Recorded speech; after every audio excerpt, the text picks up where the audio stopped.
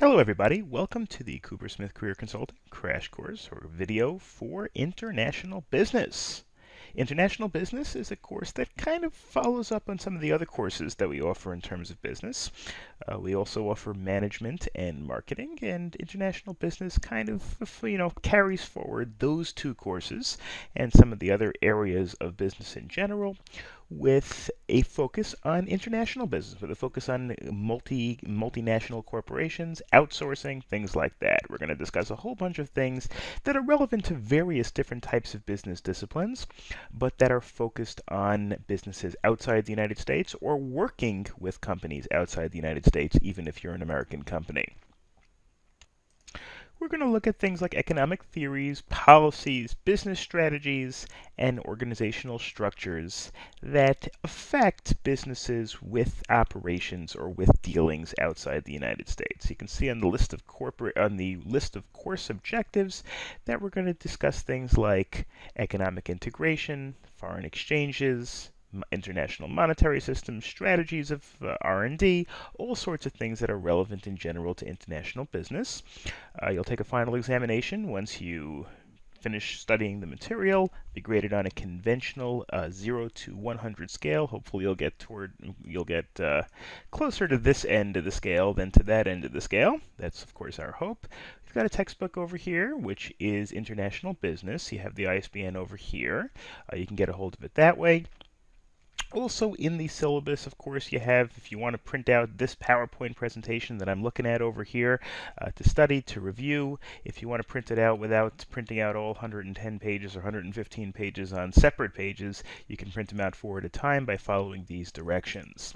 So with that in mind, let us look at chapter number 1. And chapter number 1 is entitled Globalization. Globalization is really kind of a general introduction to what international business is and how it operates. Globalization means a shift towards a world with more interdependent and integrated world economy. This, of course, is a function of much better communications than we used to have. In the old days, you had a factory, you pretty much dealt with everything here in wherever your factory was. You distributed it to local distributors or domestic distributors. Your retailers were domestic, your customers were domestic, pretty much everybody that you dealt with was within the country that you were operating. Globalization, on the other hand, with the internet and with free or cheap telephone and video conferencing options, you can deal with people wherever they are very easily. If it's more profitable to deal with somebody in China or deal with somebody in Europe, then you can do it just as easily. Whereas in the old days, you had to mail them letters or have very expensive long-distance telephone calls in order to speak to them. So the world is moving away from national economies, which are based on self-contained, to an integrated global economic system. So, for example, a Canadian might work on a computer designed in Japan that was assembled in Mexico by Dell, which is an American company, from components made in the US and Korea that was fabricated from Australian metal and Malaysian glass. That's just one example where you have 6 or 7 different countries or people or technologies in 6 or 7 different countries that are going to be relevant to the production of one particular computer. Or an American might drive to work in a car designed in Germany that was assembled in Mexico by Daimler Chrysler, which is a German/American company, or used to be, from components made in the US and Japan that were fabricated from Korean steel and Malaysian rubber. Now, of course, this could have happened any time. I mean, you could have theoretically moved goods just as easily in, 30, 50, 60, 100 years ago even.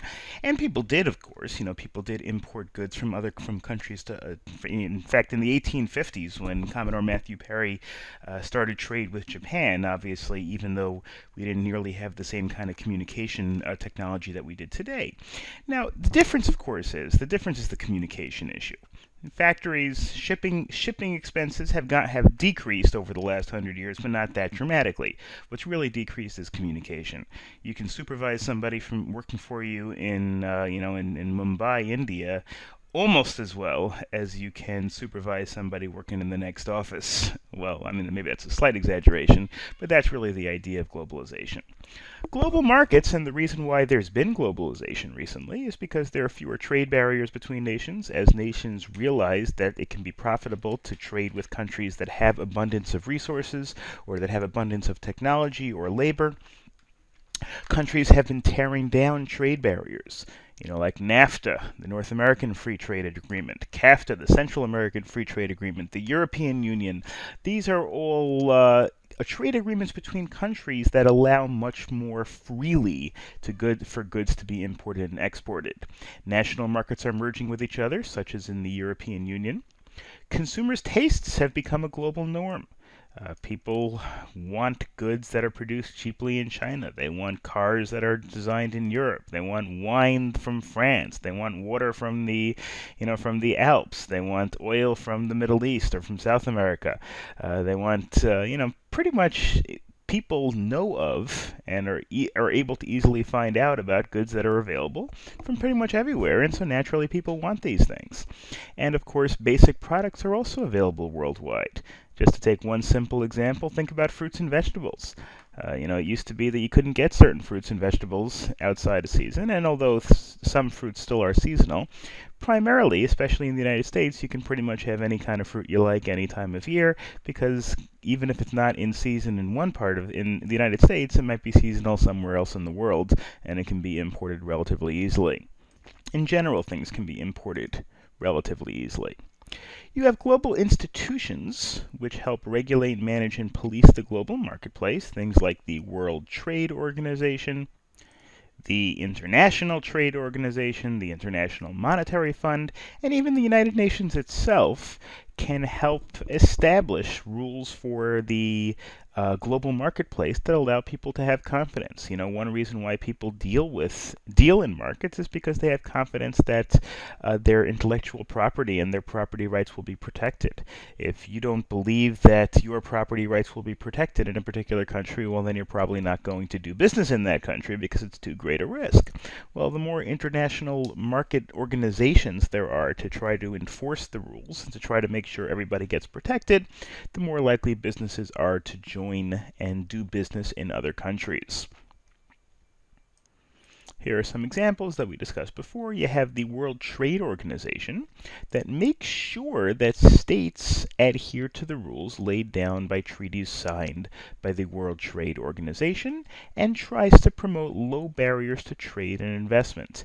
In the old days, many countries, and still to some extent they do, but not as much, had tariffs and taxes on imported goods that made it almost impossible for companies to be profitable and successful in importing goods. Well, the World Trade Organization tries to mediate disputes and tries to make sure that countries don't prevent each other from importing goods into their country. WTO has 148 members, which accounts for 97% of world trade. So the WTO certainly has a lot of power in terms of making sure that goods can be moved from country to country. Here, for example, is the World Trade Organization webpage. Look at some of the stories they're dealing with over here. Tobacco packaging, well, okay, this finds pretty quickly, but you can see how the WTO, just by a synopsis of these stories, look at this. EU files dispute against Russia over tariffs of agricultural and, well, there's a dispute over tariffs, and you can see the various stories they're following here. But the idea is that the WTO seeks to try to mediate disputes between countries and do whatever's necessary to try to figure out a way to make countries able to deal with each other. Here's the thing about the Russian dispute. The EU files a lawsuit against Russia over tariffs of agricultural and manufactured goods. So that's part of the function of the WTO to try to settle these kinds of issues. There's the International Monetary Fund to lend money to countries in crisis. Greece a few years ago, Mexico, Russia, South Korea, and some other countries that have had budgetary problems. Then there's the United Nations. That has a lot of functions, but one of them is to try to maintain international peace and security and to try to develop friendly relations among nations.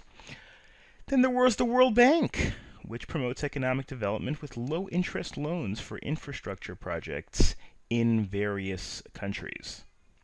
And that's an example of the World Bank is not like the Federal Reserve, which can actually make decisions on currency and make decisions on interest rates.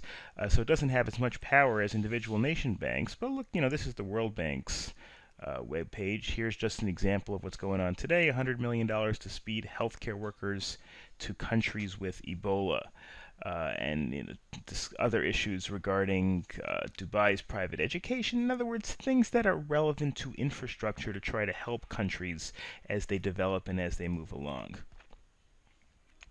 Here are also and then there's another thing that we're going to discuss where you have this trade-off, this tension between business power and government power.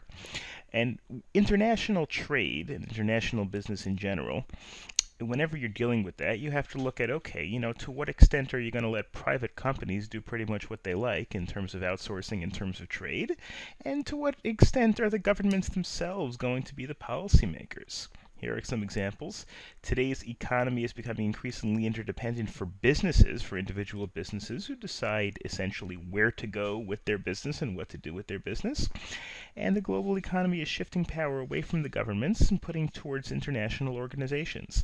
The WTO and the IMF and those organizations, even though certainly the countries have a role in running it, especially the IMF, but it's primarily a private enterprise issue where businesses can decide whether and how to cooperate with other countries and with businesses in other countries.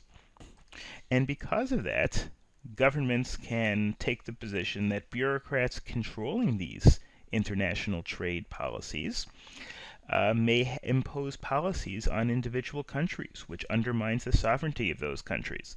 If big American corporations, do business in countries like, let's say, Greece and Spain and Japan, Indonesia, well, the countries may get the sense that this is kind of undermining their authority, that the American corporations are able to make economic rules by virtue of the fact that the companies within those countries want to do business. So, on the other hand, there's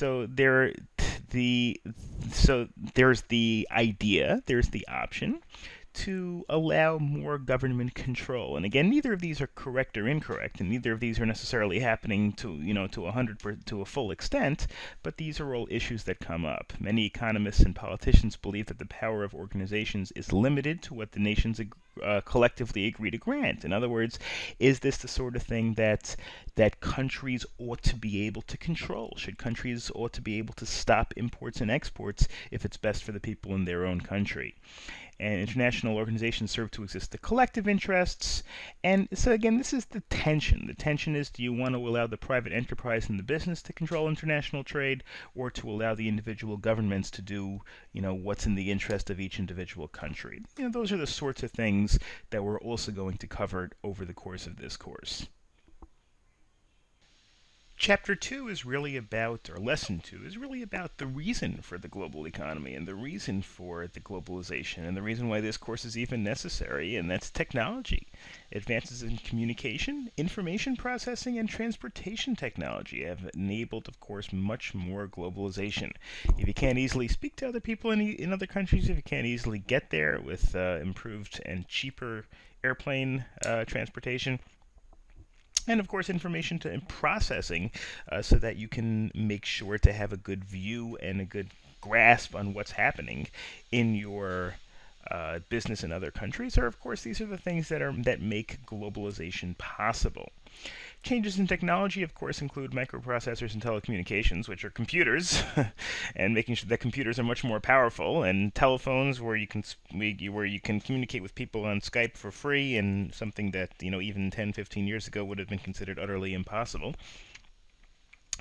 The Internet and the World Wide Web have allowed companies to expand their global presence and to communicate and find out information in a way that's much cheaper and much faster than ever possible.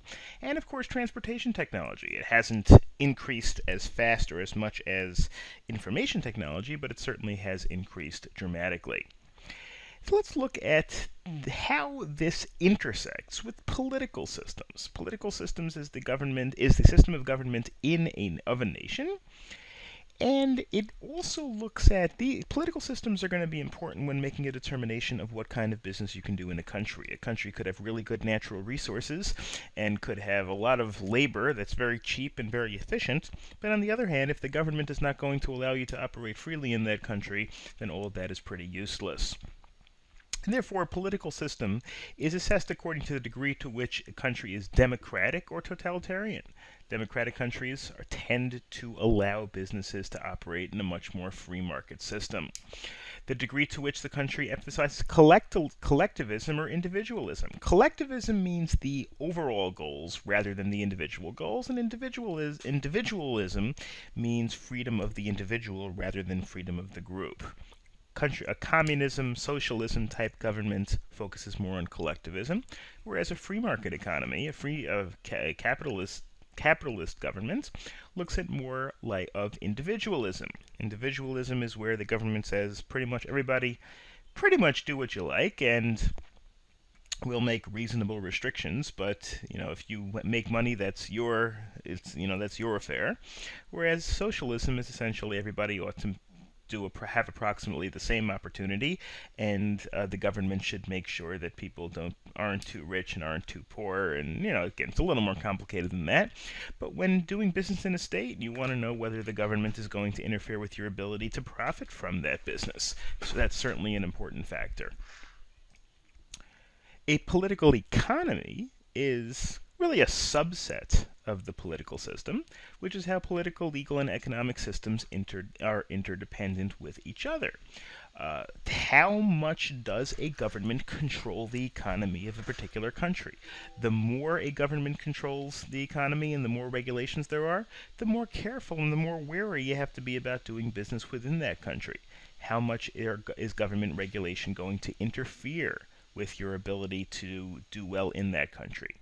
Another thing you have to look at is the legal system. What is the court system? What are the rules? How many rules are there that regulate business? What are specific things that you have to worry about? Are you going to be subject to lawsuits, for example, that are filed in that country? What do you need to do to protect yourself against them? Do you need to hire a lawyer who's familiar with that system? The legal system are rules that regulate behavior and the process by which the laws are enforced and which compensation is given out. You have to look at the court system in terms of the civil court system. Lawsuits, how are lawsuits handled? How big are lawsuit damages? Is it the sort of thing where going into a country, even though you may make profit on manufacturing, is simply too risky because your employees could sue you for unsafe working conditions or poor working conditions to the point where you're not going to be able to make a profit? These are things, before you do business in other countries, you have to take all of these things into account. Of course, the legal system is influenced by the prevailing political system. Countries that are more socialist tend to take workers' rights more seriously. Countries that are more capitalist tend to allow companies greater freedom. And also, this is true for the legal systems in terms of how they apply to businesses. How are business transactions executed and carried out? How are business practices regulated? Can you have somebody work for 14 hours a day on your assembly line for $5 an hour? Or are you limited to having people work for 7 hours a day, and do you have to pay them $15 an hour? There are different countries that have higher or lower minimum wages, higher or lower working hours, working conditions, union benefits, retirement benefits. All these things, in terms of how a country operates, are the sorts of things you have to determine when you're in the U.S. You have to know American law, but when you branch out and do business with other countries, you need to know these things about how those other countries are run.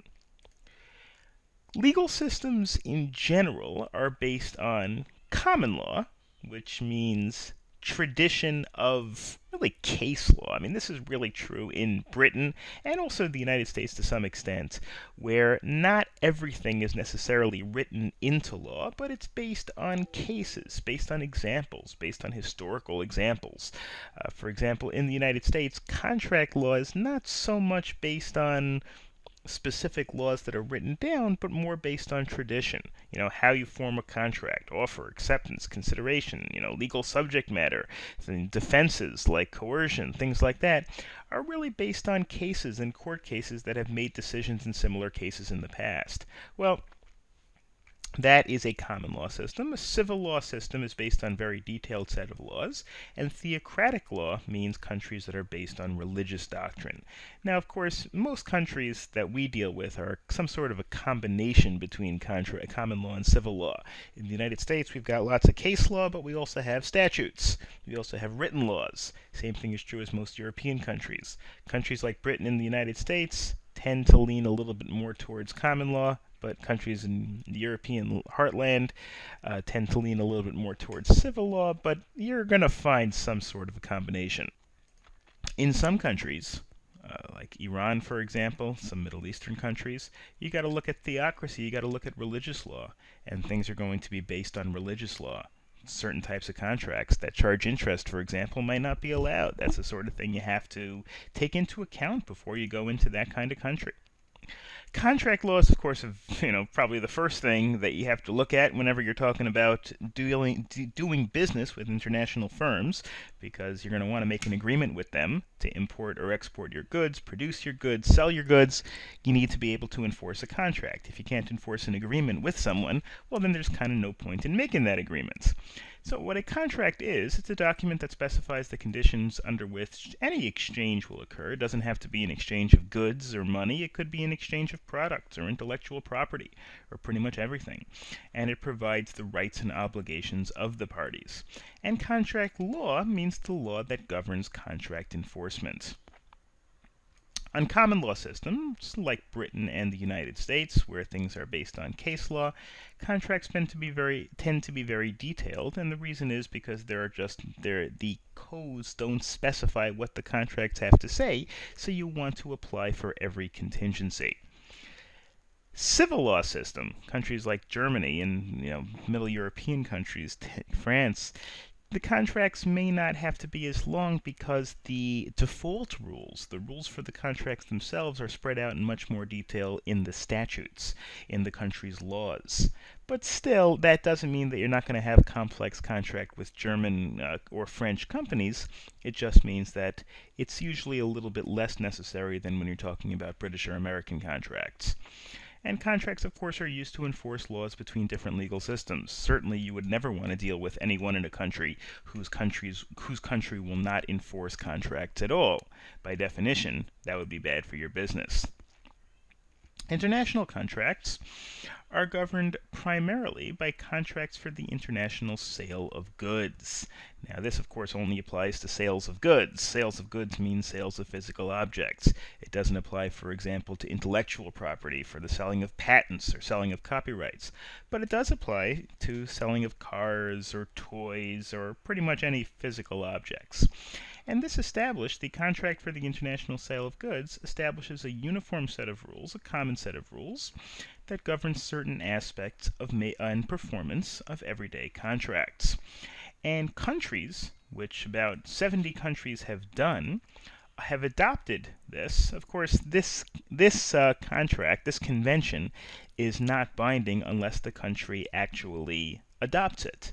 And fortunately, about 70 countries have. Most larger countries have done so, and in that way, a nation can signal that it will treat the convention rules as part of its law. However, some countries, like Japan and the United Kingdom, have not agreed to the provisions of the contract for the sale of goods, for the international sale of goods. That doesn't mean that those countries don't have their own contract systems. They do, of course. You can definitely do business with British companies and Japanese companies, but you have to realize that you may have to look at their codes. If you want to enforce something against a Japanese company, you might have to, be very careful that you're going to be able to enforce it under Japanese law. You're not necessarily going to be able to enforce it under the international sale of goods contract or convention. And finally, the other issue, and really this is kind of a segue into the next chapter, is the idea of individualism, which governs also how countries tend to look at business and contract law in general. Individualism is a philosophy that the individual should have freedom over his or her own political or economic pursuits.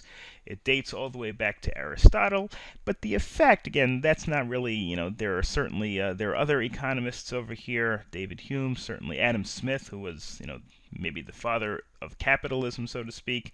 Milton Friedman, who was a famous Nobel Prize-winning professor in the University of Chicago. He was a free market capitalist. Free market capitalism generally is based on this idea of individualism, where individuals should pretty much be free to do what they like and in business, with restraints being only as minimal as possible. And the way this applies to economics is that individual economic and political freedoms are the ground rules on which society should be based. At least that's according to the theory of individualism. And it dictates this theory of individualism for those that believe in it, and primarily the United States does believe in it, at least to some extent, governs the idea that people should be able to be free to run their businesses pretty much how they see fit. And that brings us to culture, which is, of course, a very important thing that you have to realize whenever you go into a country. Whenever you go in and do business in a country, you have to take account into that culture. It's one thing to take into account that country's legal and economic system, which you have to do, obviously, but it's another thing to realize that the sorts of agreements and the sorts of procedures that work in your country are not necessarily going to work in every other country. Some countries believe in working harder. Some countries believe in working less hard. Some countries believe in workers' rights. Some countries believe in satisfying the consumer to any extent possible. And some countries believe that consumers ought to bend their will a little bit. Culture is a system of values or norms that's shared among a group of people. Doesn't mean that everybody believes in the same culture. Certainly in the United States there are many different cultures that blend, but there still are basic national cultures that you have to take into account, things that are fairly consistent across the board in many countries. Values and norms are aspects of culture. Values are ideas that people believe to be good, right, and desirable. What do we consider good, right, and desirable? Maybe hard work, education, helping other people. Other countries may consider the wealth of their leaders to be the most important thing, or the honor, being able to be very good in combat. I mean, who knows what different cultures around the world have as their primary values, but certainly that's something you need to watch out for. Are you selling a product in countries that don't believe that people, are you selling a luxury product in a country that doesn't consider luxury to be a positive value? That's the sort of thing you need to take into account. A norm are social rules and guidelines that prescribe appropriate behavior in particular situations, similar to a value, but value is more like a moral judgment. Norm is what people generally believe in a society, in a group, and a society is a group of people that share a common set of values and norms. Doesn't mean everybody believes in them to the same extent, but we have a society that has certain norms in that most people believe in certain basic tenets in our society. The value of hard work, the value of production, the praiseworthiness of entrepreneurialism, gender equality, racial equality. These are some of the things that are part of American culture. The entertainment, athleticism, sporting events, whatever. I mean, other countries may just prescribe less significance to these sorts of things and more significance to other things that we don't really care that much about. Culture, of course, is influenced by many things. Social structure. There are people that are higher on the hog, so to speak, considered to be more important than people that are lower in terms of wealth and in terms of influence. Language, education, economic philosophy, individualism versus collectivism. Political philosophy.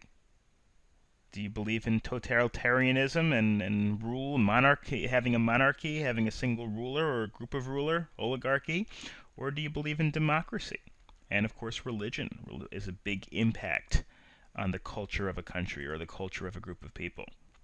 Another thing that influences culture is, of course, education. Formal education is a way most people learn the language, mathematical skills, concepts, things like that, and it's very important in determining a nation's competitive advantage. Countries that produce people who are very good at science and math tend to do well when it comes to technology, when it comes to developing new patentable ideas. Education is certainly linked to economic success because the availability of skilled and educated workers is a major determinant in the likely economic success of a country. If the country doesn't produce an educated workforce, then they're going to be good for manufacturing perhaps, but they're probably not going to be good for entrepreneurialism. They're not going to be good for economic development. They're not going to be good necessarily for things that make countries very powerful. So a good education system is an important factor. If you're outsourcing something that takes brains to a country, you want to make sure that that country has the economic system to produce people that are going to have the brains to fulfill whatever it is you need them to fulfill. And the general education levels tell you what kind of promotional material should be used also. Countries that are more educated, maybe you have to be more sophisticated in your advertising. Countries, cities, areas that are less educated, maybe you have to appeal to their base instinct and not worry so much about, about being complex and being in depth. Now, people sometimes confuse a society with a country, and that's something that we need to ensure that we don't look at necessarily. Just because you're one country doesn't mean necessarily you're one society. I mean, in the United States, for example, with 315 million people, it's one country, but you have to look at the societal factors that are different in different regions. People in Massachusetts may have to be dealt with slightly differently than people in Mississippi. In other countries, the same thing is true. In China, there's almost 1.5 billion people. You can't treat the entire Chinese people the exact same way. On the other hand, there could be societies that include multiple countries. There are small countries in Southeast Europe that you can pretty much put together when you look at the values they hold. There may be very small countries that are grouped together. So it's not a strictly one-to-one thing, because a nation is a political creation and function of the government, where a society is a group of people that live and think in a similar vein. So a national culture is a mix of many subcultures. So a culture can be part of one or more countries, and a country can be part of many countries can be part of one culture. And many cultures can be in one country. You have to look at things, at areas on an individual basis, even within countries. And then, of course, we have religion. Religion and ethical systems. An ethical system is a set of moral principles that shapes the behavior of a particular group of people. And a religion is, of course, well, we all know, a group of faith principles that shape the culture of a country. The four dominant religions today, you have Christianity in the West generally, Islam in the Middle East, and in parts of Asia as well, in Europe, parts of Europe. Hinduism, which is primarily in India, and Buddhism, which is primarily in China and other areas in Asia. And the relationships, there are relationships between religion, ethics, and society. Those are three different aspects that we've discussed. The religion that dictates what people think and how people think. The ethics that are believed, the value system within each country.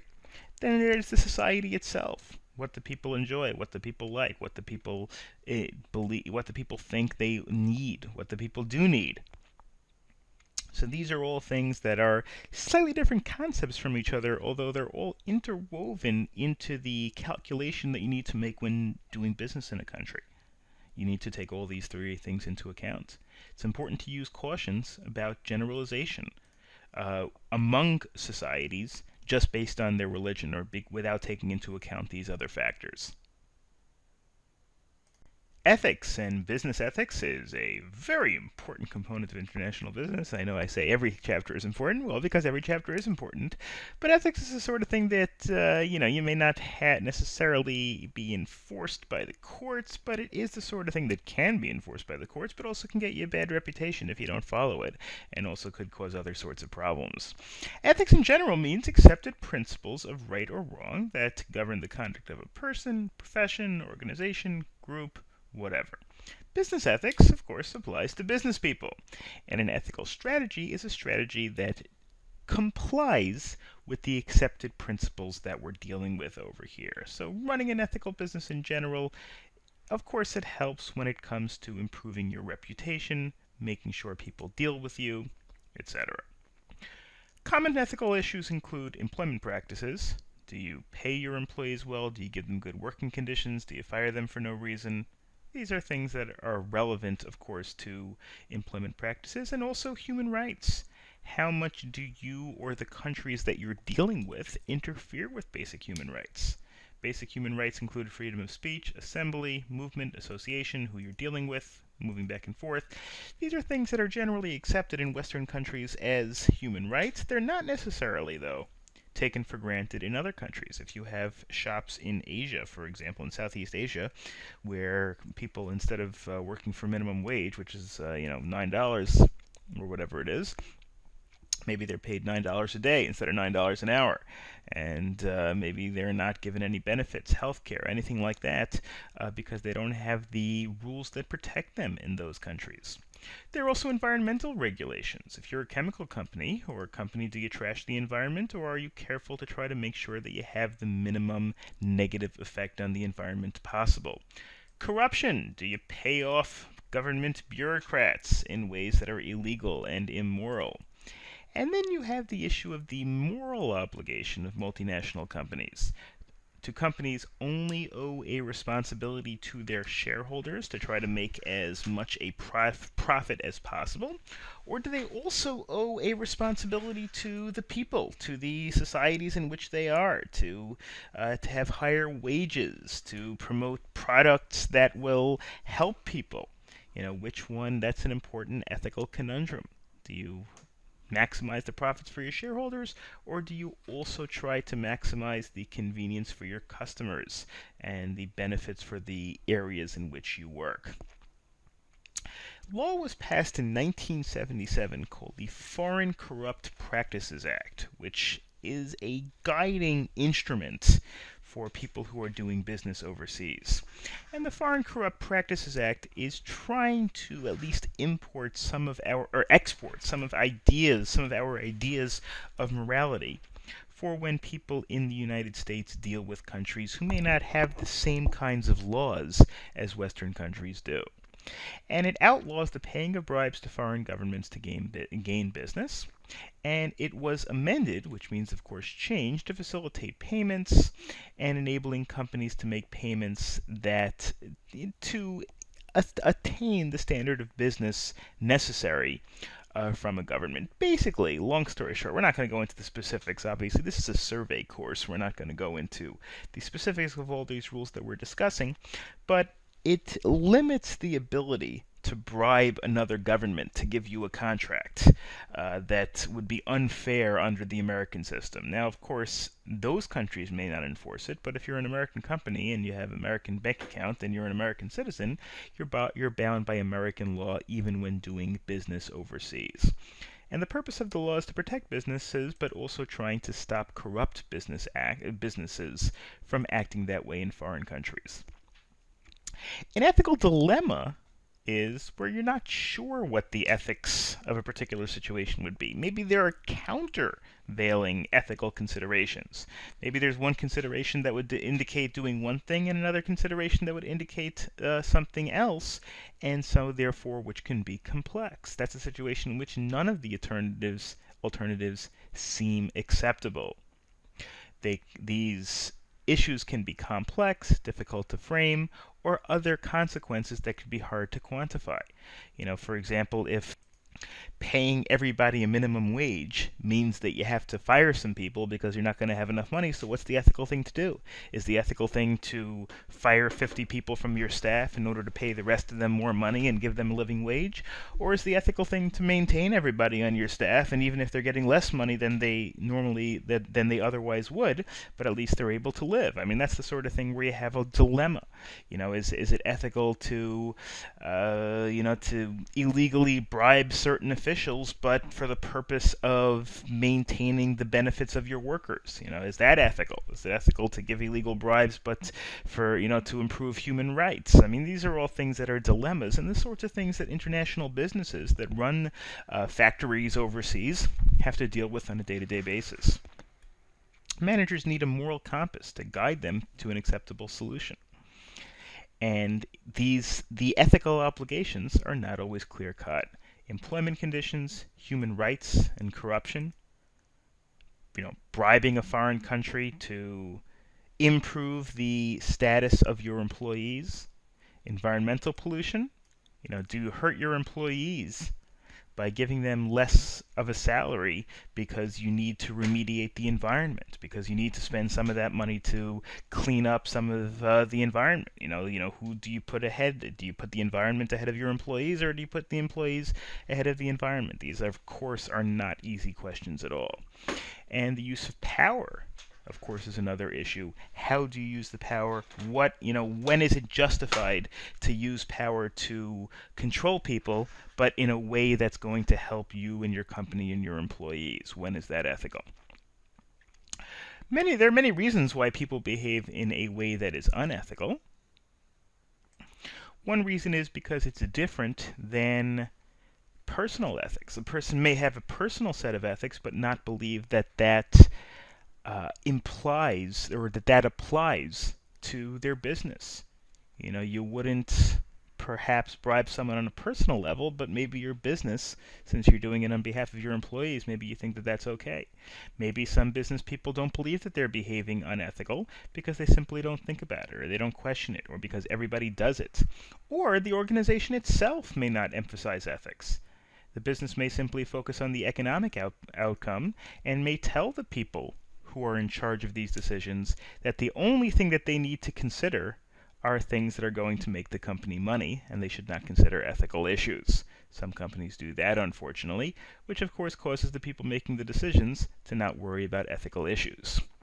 Other things include unrealistic performance expectations.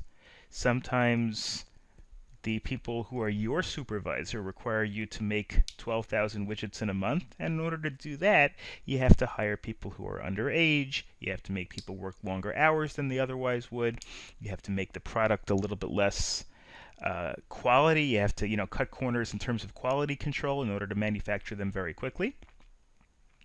Unethical leadership. When leaders set an example by behaving unethically, their subordinates tend to follow suit. And finally, you have societal issues. Maybe their individualism in that culture is so strong, and the idea of the profit motive in capitalism is so strong in an area, that it almost discourages using ethics as a reason to decrease your economic output. Maybe the culture believes so strongly in making money that ethics take a back seat. And also, firms that have headquarters in cultures where masculinity and power rank high are less likely to stress ethical behavior. The gung-ho power structure may not worry so much about whether things are being done ethically. And that brings us to the question of social responsibility. Again, as I said before, it's not clear that businesses have social responsibility, which is one reason socialists and people who are not capitalists argue against capitalism. That's one big argument against capitalism. The idea that corporations don't have social responsibility, so if we allow them to behave however they like, they're naturally not going to behave ethically and naturally not going to be socially responsible. Social responsibility means considering consequences that are not simply based on profits. Considering consequences of society. Is it going to improve the lot of the people that are working for you or the people in the neighborhood? And that there should be assumption in favor of decisions that have good economic and social consequences. That's the idea of social responsibility, and that means benevolent, which means nice and pleasant or behavior that helps people. And that's really the question of, should there be social responsibility? Should businesses behave socially responsible, or should they only be worried specifically about the profit? That's, of course, a very important ethical decision that all businesses have to make. Obviously, sometimes social responsibility could also be good for your bottom line, because it doesn't get you in trouble and because it improves your reputation. But when the two things conflict, it becomes very complex whether a manager, especially working in a foreign country that doesn't have the same kind of consumer protection rules as we do here, should they worry about being socially responsible or just worry about making money? Lesson 5 is about one of our more complex and longer areas. That is international trade theory. A little bit more esoteric, but the idea why international trade is so important and what are the sorts of things that are most conducive to international trade. International trade includes the exchange of capital, goods, and services across international borders and territories. Capital might mean investment projects. Chiefly, you're talking about money when you talk about capital, but it also means services. Lawyers helping people from Europe get patents in the United States, goods, physical objects, cars being shipped across the ocean, etc.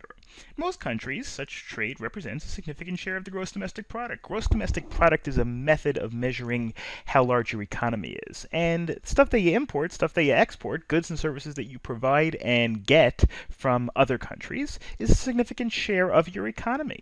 And that's why it's beneficial for countries to engage in international trade, even for product that's able to produce itself. For example, we produce oil, but we also import oil. We produce toys, but we also import toys. There are various theories and various reasons why it might pay to import stuff even though you can produce it yourself. Free trade in general, which is the next thing, which is really the hallmark of international business, is the method by which, or the phenomenon by which people can freely trade with other countries without government interference. This is when the government does not attempt to influence what its citizens can buy from another country and what its citizens can produce and sell to another country. Now, no country has entirely free trade, and very few countries have no free trade. Maybe North Korea maybe has no free trade, but for all intents and purposes, most countries are some sort of a hybrid. You can trade things with other countries, but the government has certain rules and regulations in how it works. So influence of the government is through quotas or duties, including tariffs, which are taxes on imports and exports, and in some ways requiring that things be imported or exported, or that things not be imported and exported.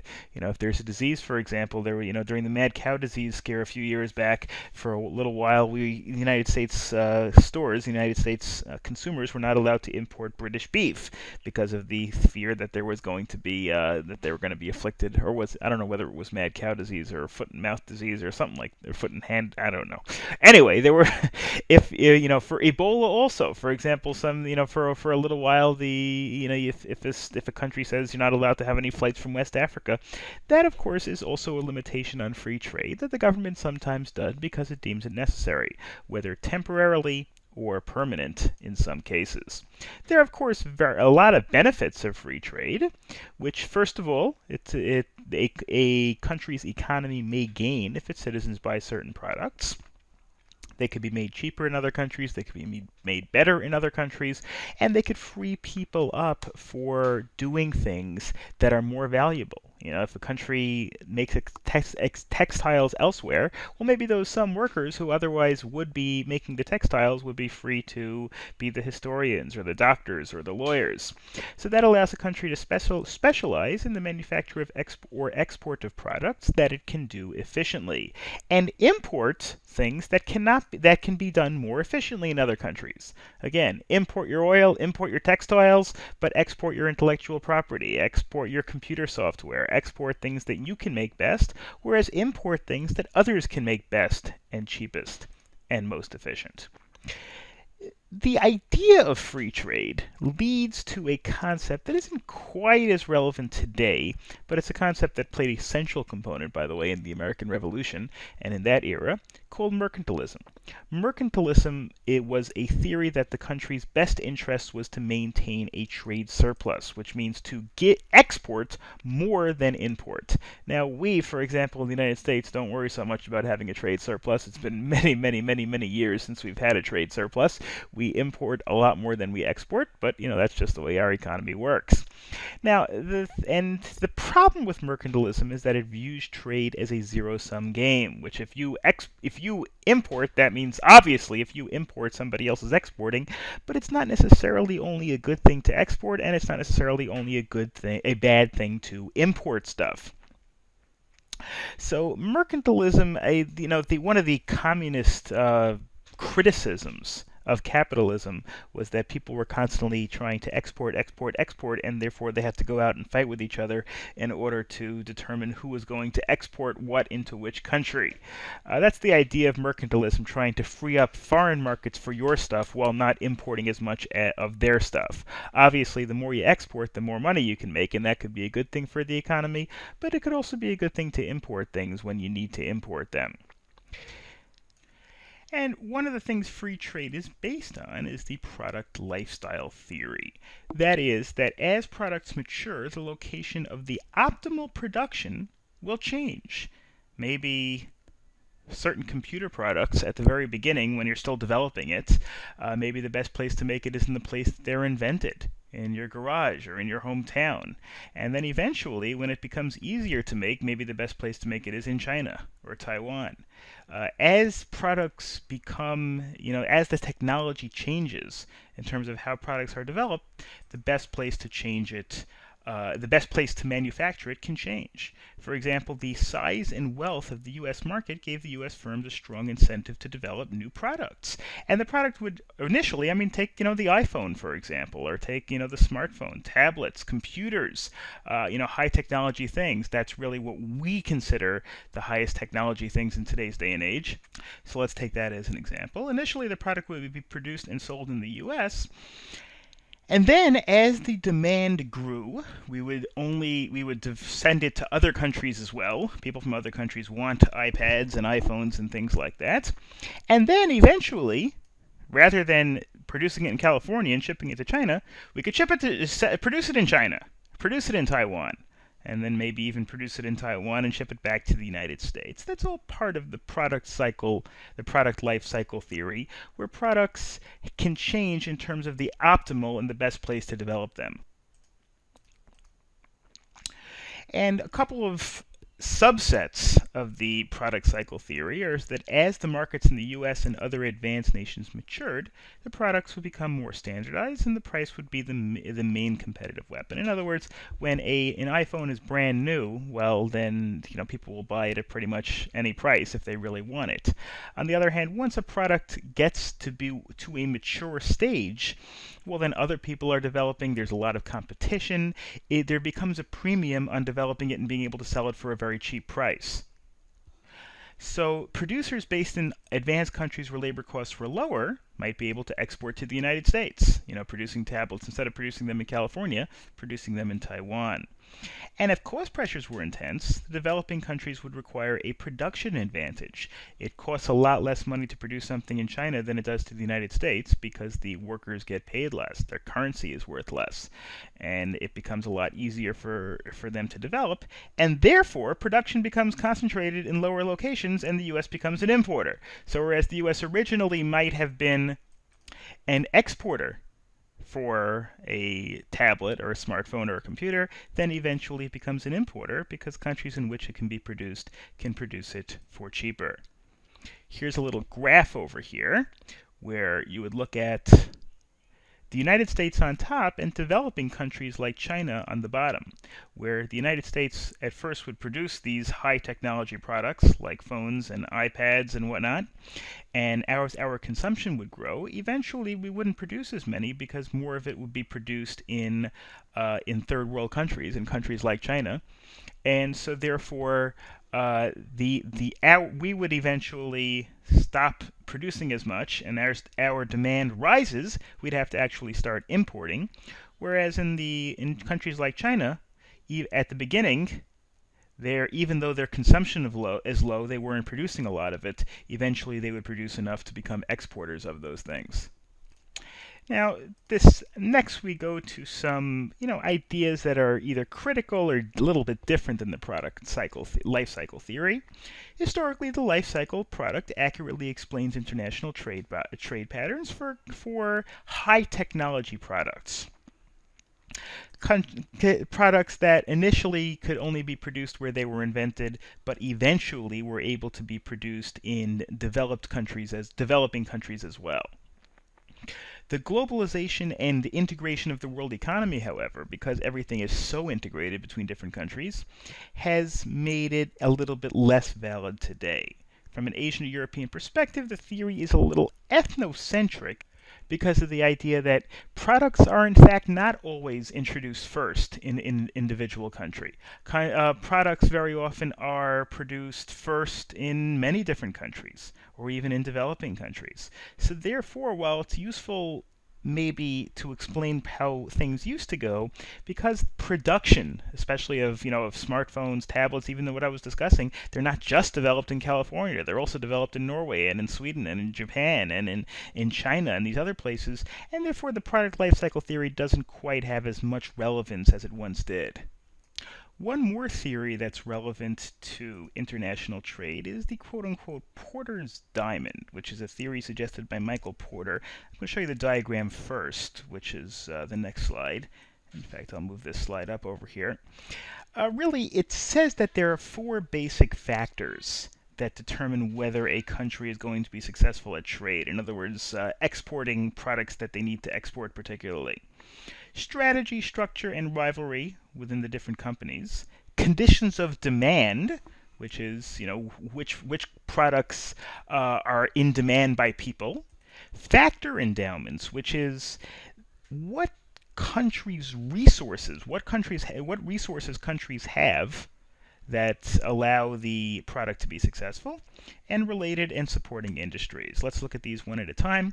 Factor endowments means a position in factors of production. In other words, what does the country have in terms of human resources, natural resources, and things like that that allow the product to be produced. Things like natural resources, climate, and location. If you're talking about agricultural goods, if you're talking about coffee or citrus fruits, well, you need to have the weather in which you can grow coffee and citrus fruits. Factors can also be more advanced. Skilled labor factors, could be more advanced, like skilled labor, infrastructure, technological know-how, education level of the workers. All of these things could go into the structure that allows these products to be produced. Related and supporting industries. In other words, what other industries are relevant to it? If you're producing cars, so maybe a steel producing industry, a tire industry, car repair industry are all important that allows you to be successful in producing and marketing these products. Demand condition, which is the nature of the country for the industry's product or service, and the nation's firms get competitive advantage if their domestic consumers are sophisticated and demanding, so that they produce things that other people in the world will also want. A car industry, for example, in the United States, well, the United States people like big cars and they like nice cars and fancy cars. That could help American car manufacturers because they're used to producing cars that the market likes. Finally, firm strategy, structure, and rivalry, which are conditions governing how companies are created, organized, and managed. How is there vigorous domestic rivalry? Is there vigorous domestic competition? If there is, between General Motors and Chrysler and Ford, or between Apple and Google and Microsoft, that causes innovation, that causes an increase. If you look at Japan, for example, between Nissan and Honda and Toyota, the vigorous competition in their internal market also helps them produce products that are going to appeal to consumers in other countries. Whereas if countries are really dominated by one company, that company doesn't really have the incentive to innovate because it can dominate its home market anyway. Government intervention, of course, is a very big part of international business. Wherever you do business, you have to make sure that the governments of your country and the country with whom you are doing business, of the government of the country that is home to the company that you're doing business with, are going to be amenable to whatever plans and are going to allow you to do what you need to do to make the deal a success. Governments do interfere with free trade, and interfere with trade in many different ways, including tariffs. Tariffs are taxes that are levied on imports, which raises the cost of imported products. For example, if you're a country like Japan, for example, which I don't know if they still do it, but I know they used to have tariffs on imported cars. They probably still do. So let's say, for example, they've got a 10% tariff. That means any car that goes into Japan has to pay an extra 10% of its value straight to the government. Now that, of course, raises money for the government, but it also restricts the importation of cars into Japan. Now that, of course, is the intention of a tariff, to try to reduce imports. It also has the negative effect that when the people want to buy the cars, they have to pay more money. It also decreases competition because there aren't as much foreign competition to stimulate the effectiveness of the homegrown industries. So these effectively raise the rates of imported products, increase government revenues. They do force consumers to pay more for certain imports, of course, that's a negative. They are pro-producer. They're anti-consumer. They try to protect the industries of the country, but they're not friendly to the consumer because the consumer has to pay more.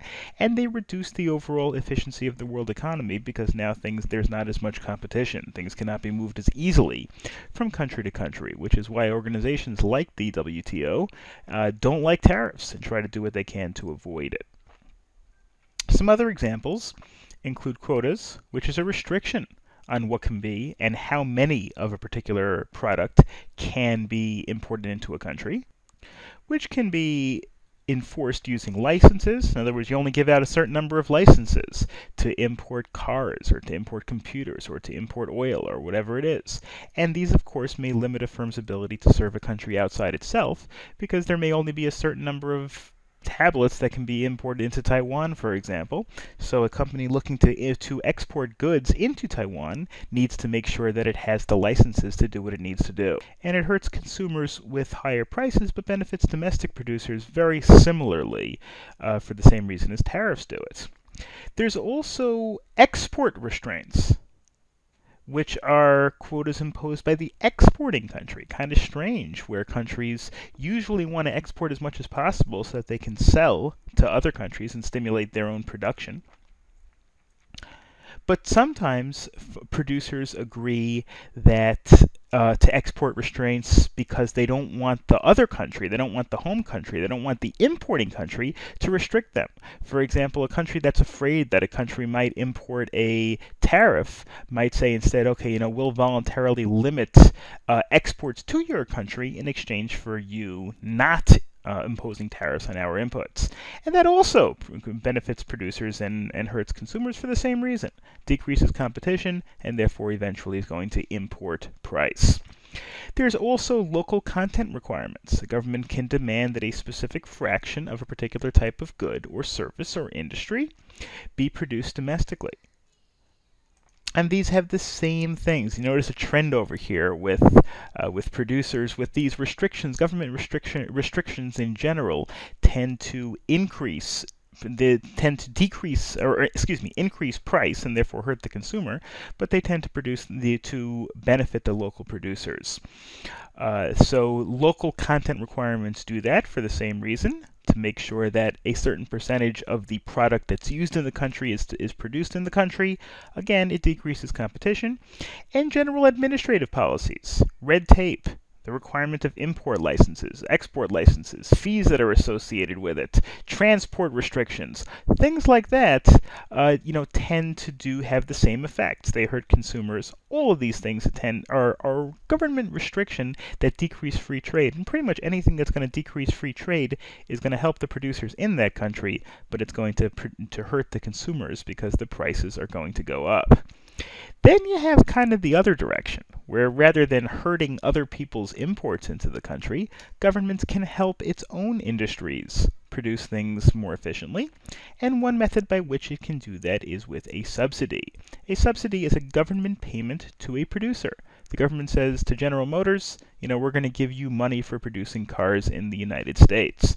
This can take the effect of, just cash, here's money, low interest loans, we'll give you the money, it'll lend you the money to stabilize your business, tax breaks, government participation in domestic firms, where the government can actually buy a share of the company.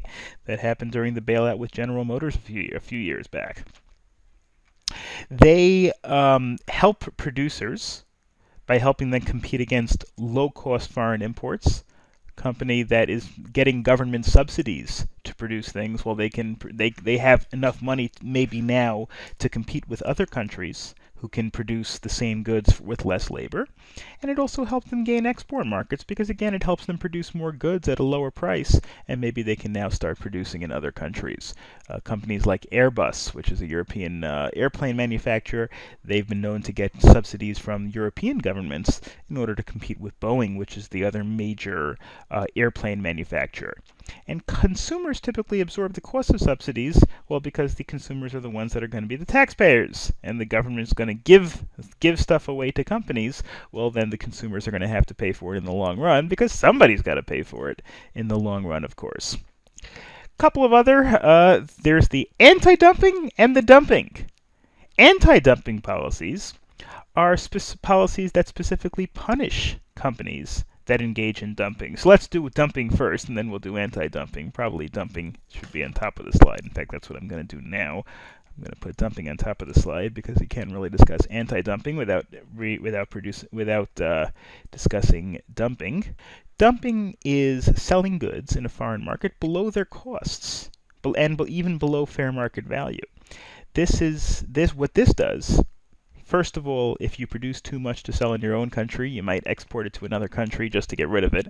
Even though you're selling it for less than cost, at least you're getting rid of it rather than it just sitting there and not selling at all.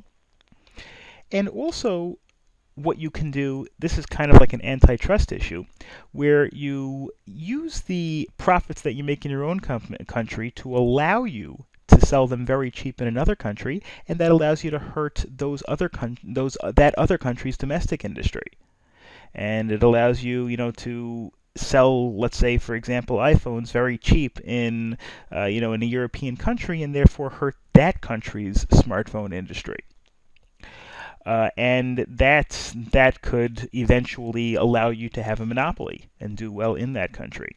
And anti-dumping policies are policies that punish foreign firms that engage in this sort of thing, which are taxes that specifically target companies that engage in prices that are too low for the purpose of driving out competitors. Lesson 7 is foreign direct investment, which occurs when a firm invests directly in new facilities and to produce or market in a foreign country. In other words, you have a business over here in the United States, and you want to build more cars, you want to build more watches, you want to build more phones, you want to build more whatever, and so you pay to develop a new farm or a new factory or a new group of, a new think tank, whatever it is that you want to build, you build it, you pay to build it in a different country. In other words, you are investing in the infrastructure of the other company, and now your firm is inherently a multinational enterprise. We talked about this in the marketing course, we talked about this in the management course as well. Your firm is now inherently a multinational enterprise because you were in one country, here in the United States, and then you invested directly in another country's infrastructure, and therefore you're involved in two countries. The amount of foreign direct investment are the inflows and the outflows. Outflows are out of the country, and inflows are into a country. If I am investing $1 million of money that was made in the United States in a plant in Canada, well, that is $1 million outflow from the United States of foreign investment, and that is an inflow of $1 million to Canada of foreign investment, of American investment. And foreign direct investment is very often an alternative to exporting. Exporting is when you produce the goods at home and then ship them to another country for sale.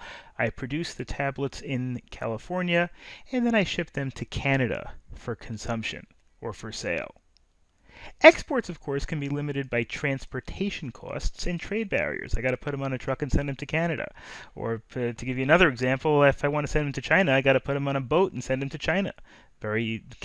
Cost a lot of money, that sort of infrastructure, that sort of transportation.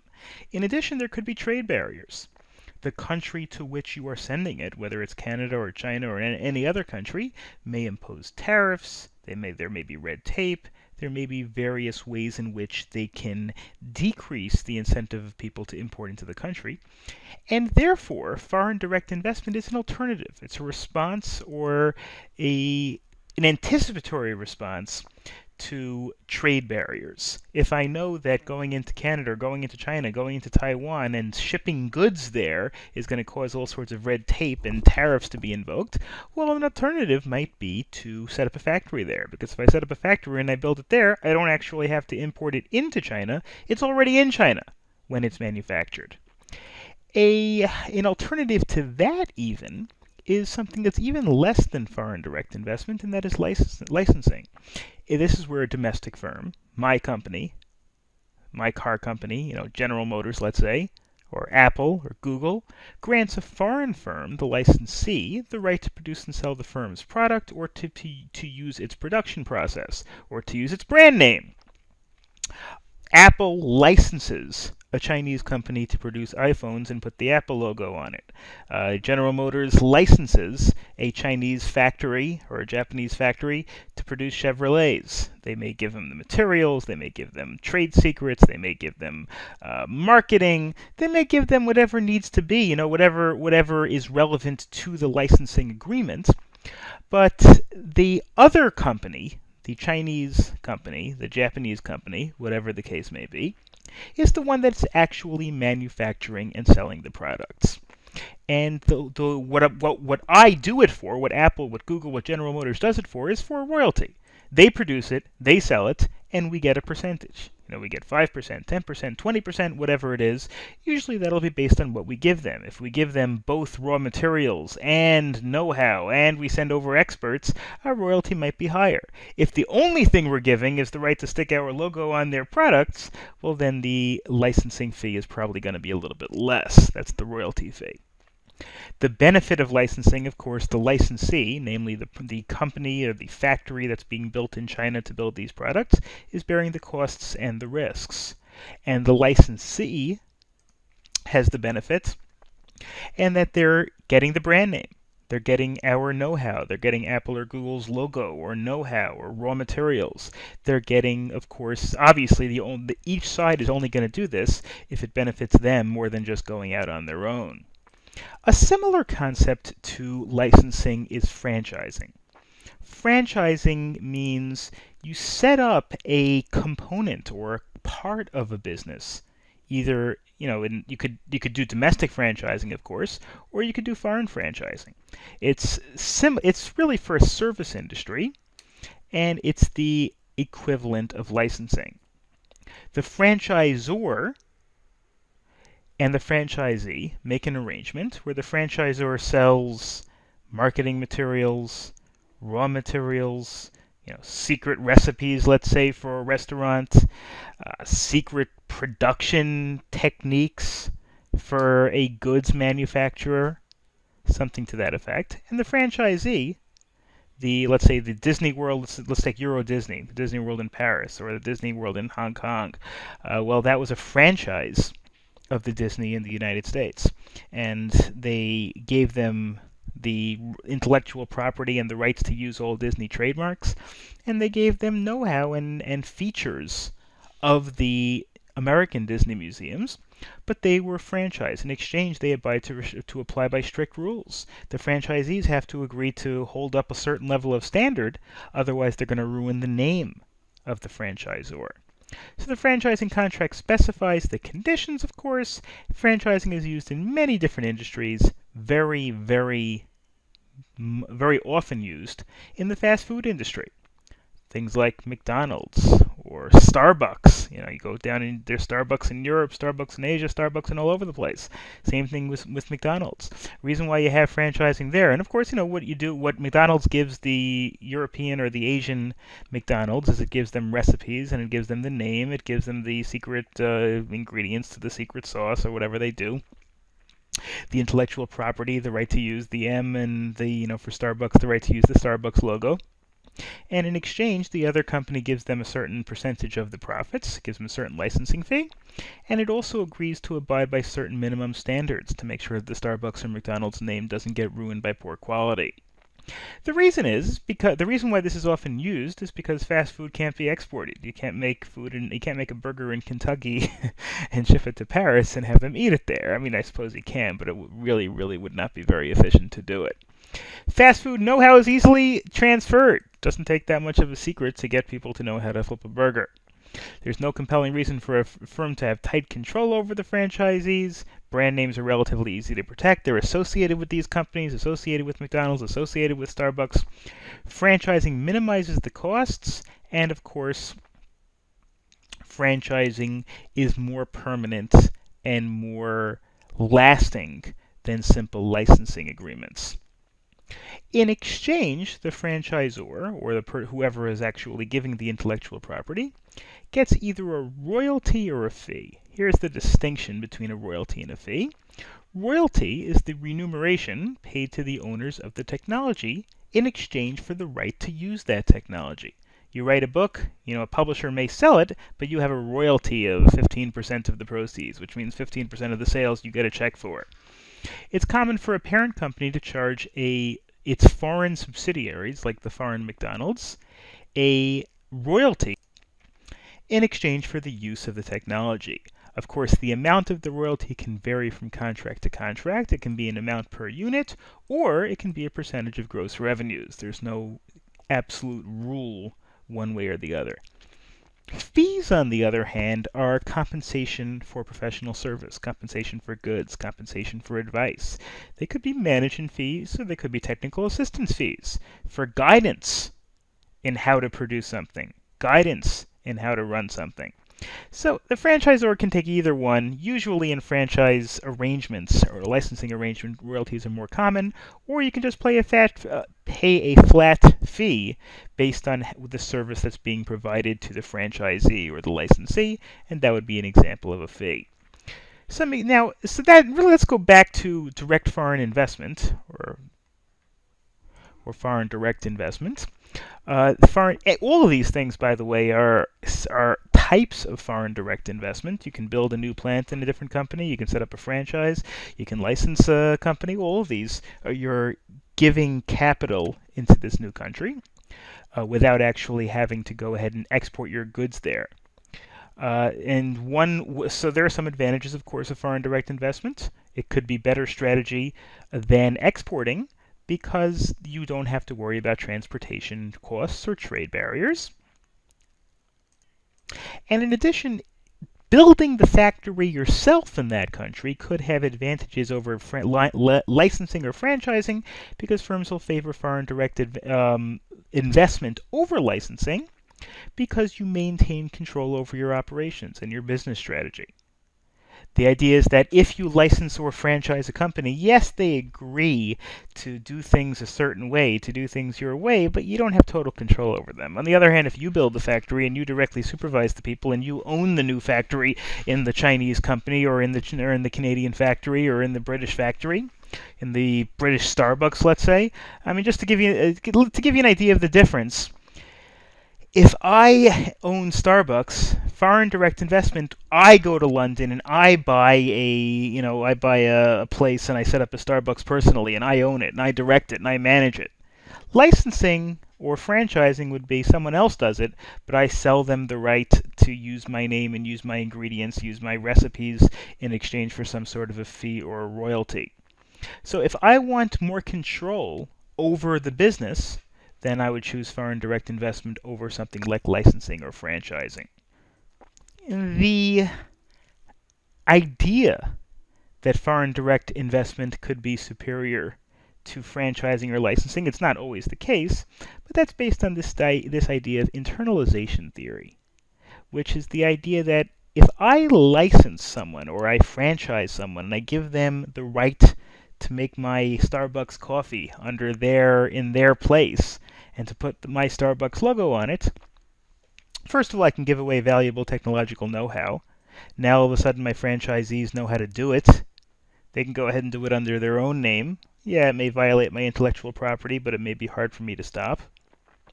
It doesn't give me control over manufacturing, marketing, or any kind of strategy in the foreign country. That's totally up to the franchisee. And also, my advantage that I have at home, the reason why I do so well at home, might be because I'm really good at marketing, or might be because I'm just really good in terms of management. On the other hand, I don't really manage my company. I don't really manage my franchises. The franchises manage themselves.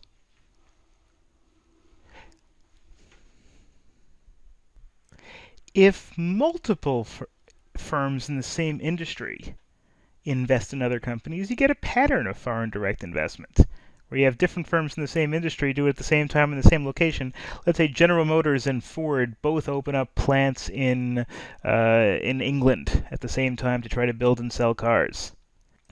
And what you could have next is sometimes known as a Knickerbockers Theory. The Knickerbockers Theory essentially is that when one member of a group that's dominant in a certain business goes into a different market and opens up a factory or some sort of manufacturing or service provider to another market, the others feel compelled to do the same thing. This is usually in an industry where you only have a few dominant players. One example might be the airline industry. If you have, in the American airline industry, you've got a few dominant players. You've got American Airlines, you've got United Airlines, you've got Delta Airlines, and really a very few others. So now if one, let's say United, goes into Rome Airport and buys out a few gates and starts having travel there, well then Delta and American might feel compelled to do the same thing. And I mean, this really kind of, this idea of when it's a small industry with only a few players, not a small industry, but only a few players, sometimes known as an oligopoly. Oligopoly means when you only have a few players that run the entire industry or run the entire government or whatever. A monarchy is when you have one leader, an oligarchy is when you have just a few leaders. So an oligopoly is like the American airline industry is probably an oligopoly where there's only probably 5 or 6 airlines that really run the entire show. And so once one does it, the others go ahead and do that.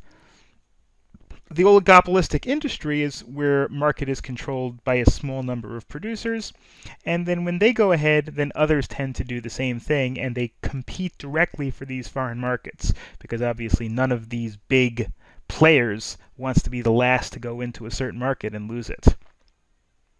Next we turn to Lesson 8, which is regional economic integration. This means essentially when multiple countries get together and decide, we should integrate, which means kind of put together our economies a little bit, in order to make us stronger on the theory that the whole of a group is stronger than the sum of the parts, which is very often true, of course. There have been many examples of economic integration, both that have worked and examples of economic integration that have not worked, and we're going to discuss some of those examples here. So what economic integration means is, again, the unification of policies between different countries. The United States and Canada, the North American Free Trade Agreement with Canada and Mexico, the European Union, which we'll discuss, and other such examples. This is done through partial or full lifting of tariffs and non-tariff restrictions on trades, and very often takes place between nations prior to the integration of the entire country. In other words, even if there's no plan for integration of the entire country. Countries like the United States and China, United States and Canada, United States and Mexico, United States and Europe, European countries with each other, these are all examples of countries that have had trade agreements with each other to attempt at least some level of economic integration. There are many different types of economic integration. There's just a little bit of free trade, and then there's much more close economic integration, such as in the case of the European Union. So regional economic integration is with agreements between countries in a geographic region to allow the free flow of goods and services between the countries. Again, the European Union is a classic example. You could also have a regional trade agreement, which is simply where countries maybe don't integrate their economy, but try to reduce barriers between trading with each other. Of course, there are also, unfortunately, some disadvantages with economic integration, and there are really a whole bunch of them. Let's discuss them one at a time. First of all, companies have to capitalize on the opportunities created by the creation of an integrated marketplace. Companies that have previously been, comfortable and doing well in one country may have to adjust to a new economic outlook that's created by the fact that you have multiple countries here. Companies would need to rationalize their production of the products and reduce their cost in order to compete in a combined economy with 2 or more countries in it. The highly competitive business environment will be much greater. There'll be more firms, more companies now from this other country that the country is integrating with that might make it harder for a company to get its goods and services sold. Companies outside of the trading areas may have an even harder time competing. For example, countries in the European Union might integrate with each other, but also may look at outside trading partners, like the United States, Russia, places like that, as kind of being on the outside, not being, within the scope of the economic sphere of prosperity. Firms may also find their choice limited by restrictions on the proposed acquisitions, purchases, and mergers. Very often these come with economic integration, where countries have to put restrictions on what individual companies can do in order to make sure that the combination of these countries doesn't hurt them. For example, a company, France might say, for example, well, okay, we'll integrate with Germany, but we want to make sure that French companies aren't hurt, and therefore we will have certain economic protections for French companies. These are things that could work to the disadvantage of individual firms. Here's an example of from the lowest level of free trade agreement in the middle over here, all the way to the highest level of the integration all the way in the out. The lowest level of integration is simply a free trade agreement. We'll trade with you, you trade with us, no tariffs or low tariffs or whatever it is. A customs union, where you're decreasing the restrictions in terms of inspection and in terms of other red tape when you import from one to another. A common market, where you consider both countries, not, the countries are independent certainly, but to be one common market, which certainly allows free trade very smoothly between the two countries. A higher level than that even is an economic union, where basically the entire area is considered one economy, like the European Union. And then you have the political union, where the countries are literally joining together, which is, of course, much more than just an economic union because it applies to the politics and the government as well.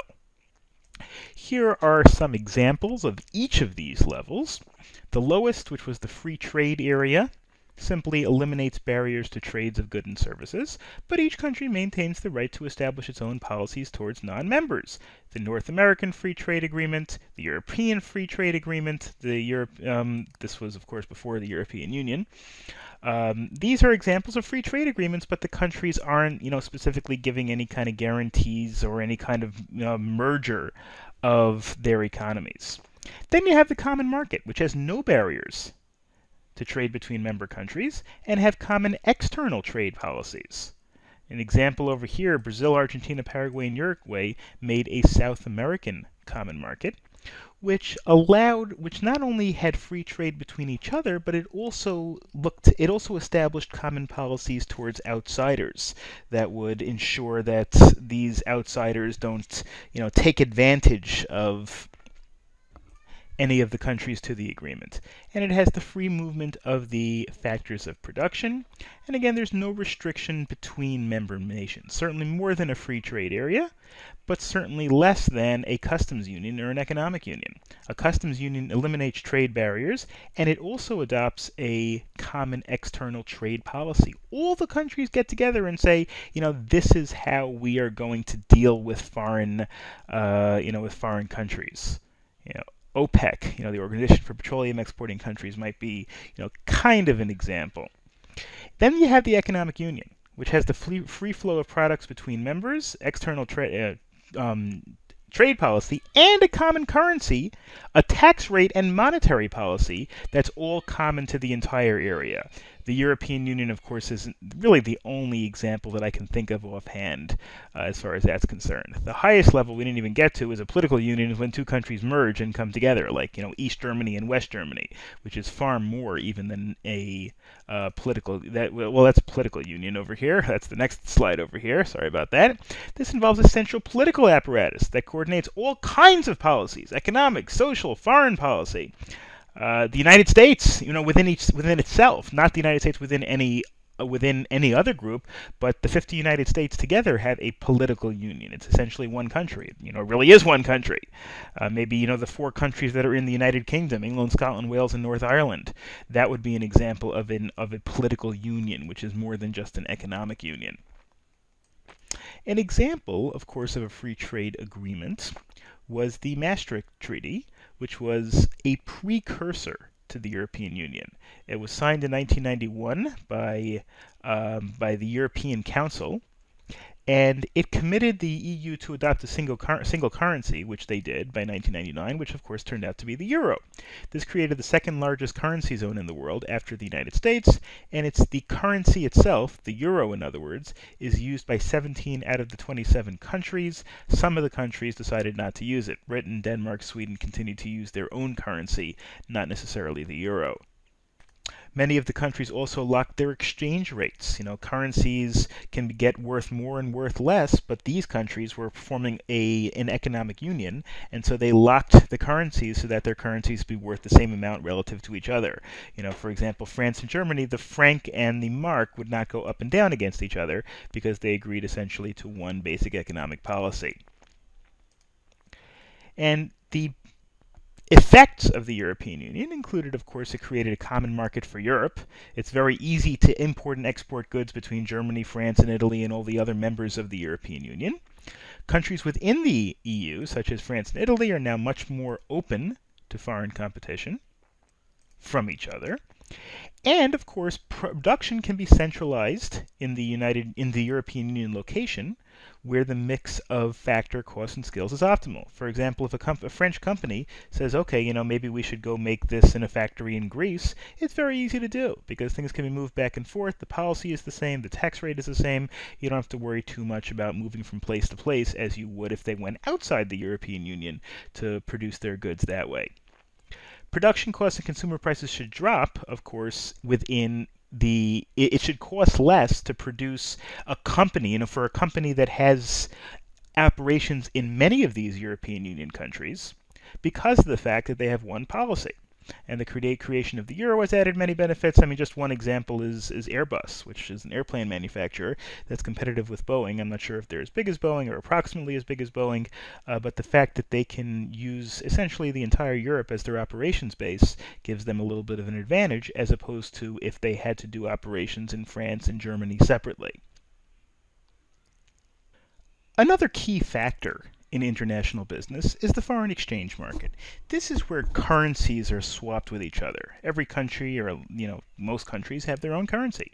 In the United States, it's the dollar. In Canada, it's also the dollar. In Mexico, it's the peso. European Union, of course, has the euro. Israel, it's the shekel. In Japan, it's the yen, etc. Countries all have their own currencies, and these currencies, of course, can be exchanged with each other. And the rate at which they are exchanged with each other is very important. The dollar one day could go up against the Japanese yen, which means the dollar buys more yen than it did yesterday. If it goes down, that means a dollar buys less yen than it did yesterday. And the relative values of the currencies are very important to the various countries' economy. The more money, the more stuff a country's currency buys, the more stuff its people will be able to afford. If the dollar goes up against the euro, that means Americans will be able to buy more European-produced stuff. If the dollar goes down against the euro, it means the Europeans will be able to buy more American stuff with their euro, and Americans will be able to buy less European stuff with their dollars.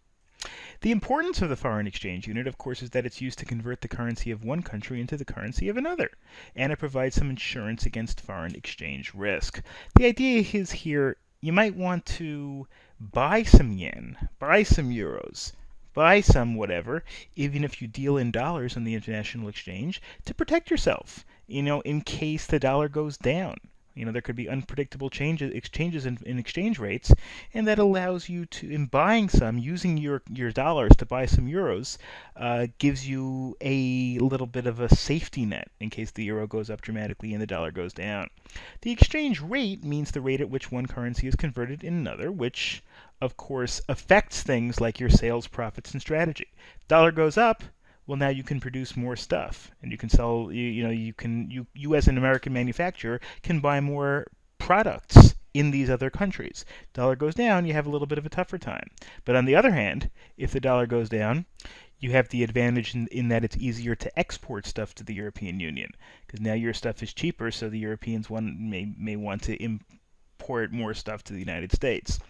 Anyway, so then, of course, that is relevant to the idea of hedging, which is what a firm does to insure itself against a foreign exchange risk. If I have a business that depends on the dollar being high to do well, So on the other hand, I might buy a bunch of euros, so that if the dollar goes down, my business might do well, but at least my euros will go up. That's the idea of hedging. It's a general strategy to minimize your risk a little bit. The foreign exchange market is not in any one particular place. It really, euros and dollars and yen and shekels could be bought online. I mean, there's no inherent place that there are.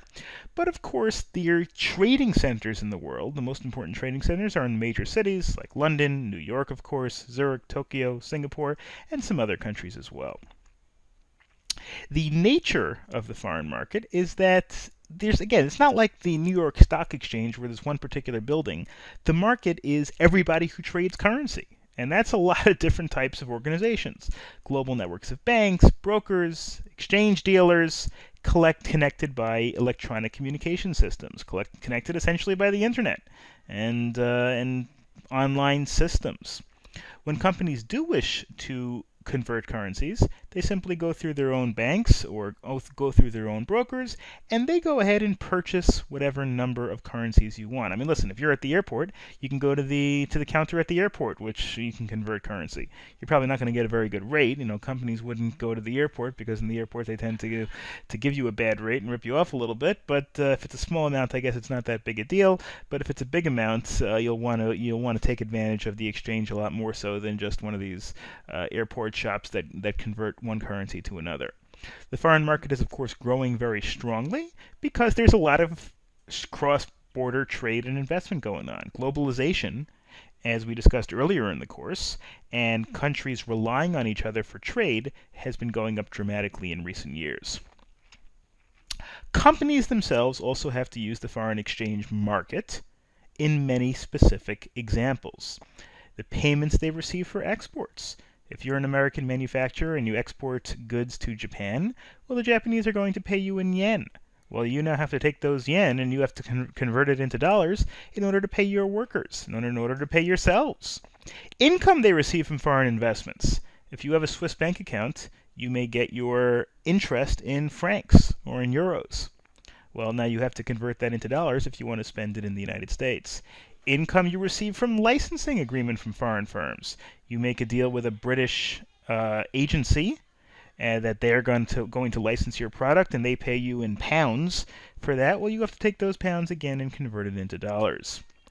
So again, they pay a foreign company for products and services in that country's currency, or you have spare cash and you want to invest in foreign markets. You could think that the yen is going to go up, or the pound is going to go up, or the euro is going to go up, and the extra dollars you have, you may want to put in a European bank or invest in European currency and see what happens with it. And then there's currency speculation. People literally just buy other currencies, not because they need it for business reasons, but because they think it's going to go up, or they sell because they think it's going to go down. All of these are aspects of the foreign exchange rates. There's spot exchange and there's forward exchange. The difference is very simple. Spot exchange means you convert it right away. This is the rate at which the foreign exchange dealer converts on a particular day, and this can go up, this can go down. If you go online, for example, I'm looking as of today, right now, $1 is 80 euro. If I come back tomorrow, you can see the chart over here. This right now, the dollar seems to have been doing pretty well recently against the euro. You see it's gone up from earlier in the year. It was much lower against the euro. Tomorrow, it might be something different. If I change dollar to pound, $1 is 0.63 British pounds sterling. If I go the dollar to yen, it would be $101 is 114.61. That doesn't mean that the dollar is worth more than the yen, or that the yen is worth less than the euro or the pound, or that the dollar is worth less than the euro or the pound. It's just relative. The number itself doesn't mean anything. The number means something relative to what it was yesterday. And you can see the dollar's gone up a lot against the yen. Back in 2011 it was under 80, 2012 it was under 80, and now it's gone up all the way to 114. Just out of curiosity, what's the shekel today? Okay, $1 is 3.81 new Israeli shekel. You can see the dollar is starting, actually in the last couple of years, the dollar went down a lot against the shekel, but now it's recently started to go back up. So again, and this really changes on a day-to-day basis. That's the spot exchange rate. You can go and you can get basically that rate. I mean, you're not going to get that rate in the airport. You're not going to get $1 for 3.81 shekel. You're going to get a worse rate because they're going to charge you a commission and they're going to try to, rip you off a little bit. But that's the basic exchange rate. Then there's the forward exchange rate, which is where two parties agree to a deal at some point in the future, kind of like an option. 30 days, 90 days, 180 days. This is an example of a hedge where, instead of agreeing to give $1 for 3.81 shekel right now, or $1 for 0.8 euro right now, you agree to give $1 for 0.8 euro 90 days into the future. And this people use as a hedge to make sure that, again, just in case you buy one of these, just in case the dollar goes down against the euro, at least you'll have some euros to try to prevent any kind of major loss.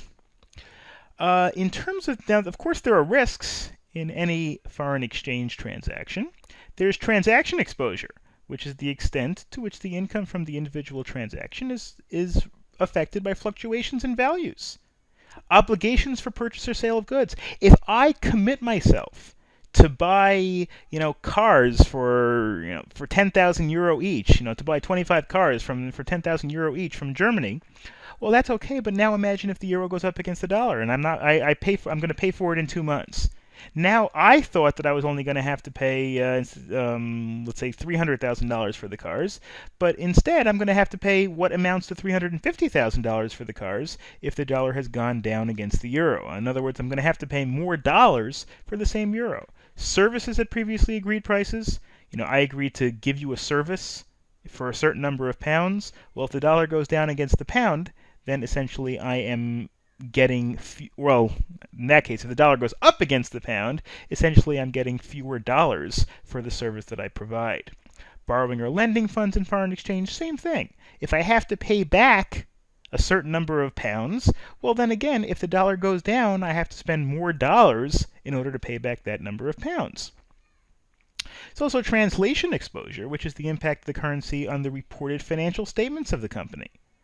If you make money, if you're an American company and you have to report money to your shareholders, and you're doing very well and you make profits in your branch in Japan, but then the yen goes down. So if you make a certain profit in yen, well, and then the yen goes down, well, then that number is going to be less. And you may have told your shareholders you're going to make a certain amount, but it turns out your profit is less because of the fact that you're making it in yen and the yen has gone down.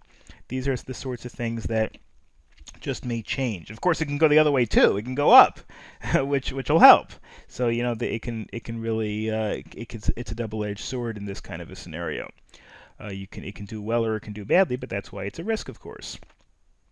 There's also economic exposure, which is the exchange rate changing can affect the extent to which a firm's international earning power is affected by changes in exchange rates. I open up a factory in India or China because I assume that I'm going to be able to pay a certain number of workers, and then the Indian currency goes up against the dollar. I'm not able to pay as many workers because I have a certain number of dollars allocated to pay my Indian staff, but now there's been inflation, or the Indian currency, the rupee or whatever it is, goes up, and now I'm not able to pay them with that same number of dollars. I have to use more dollars to pay them, X number of rupees, which is what I promised to pay the employees initially. But of course, the good news is that you have ways of minimizing exposure, kind of decreasing some of these risks.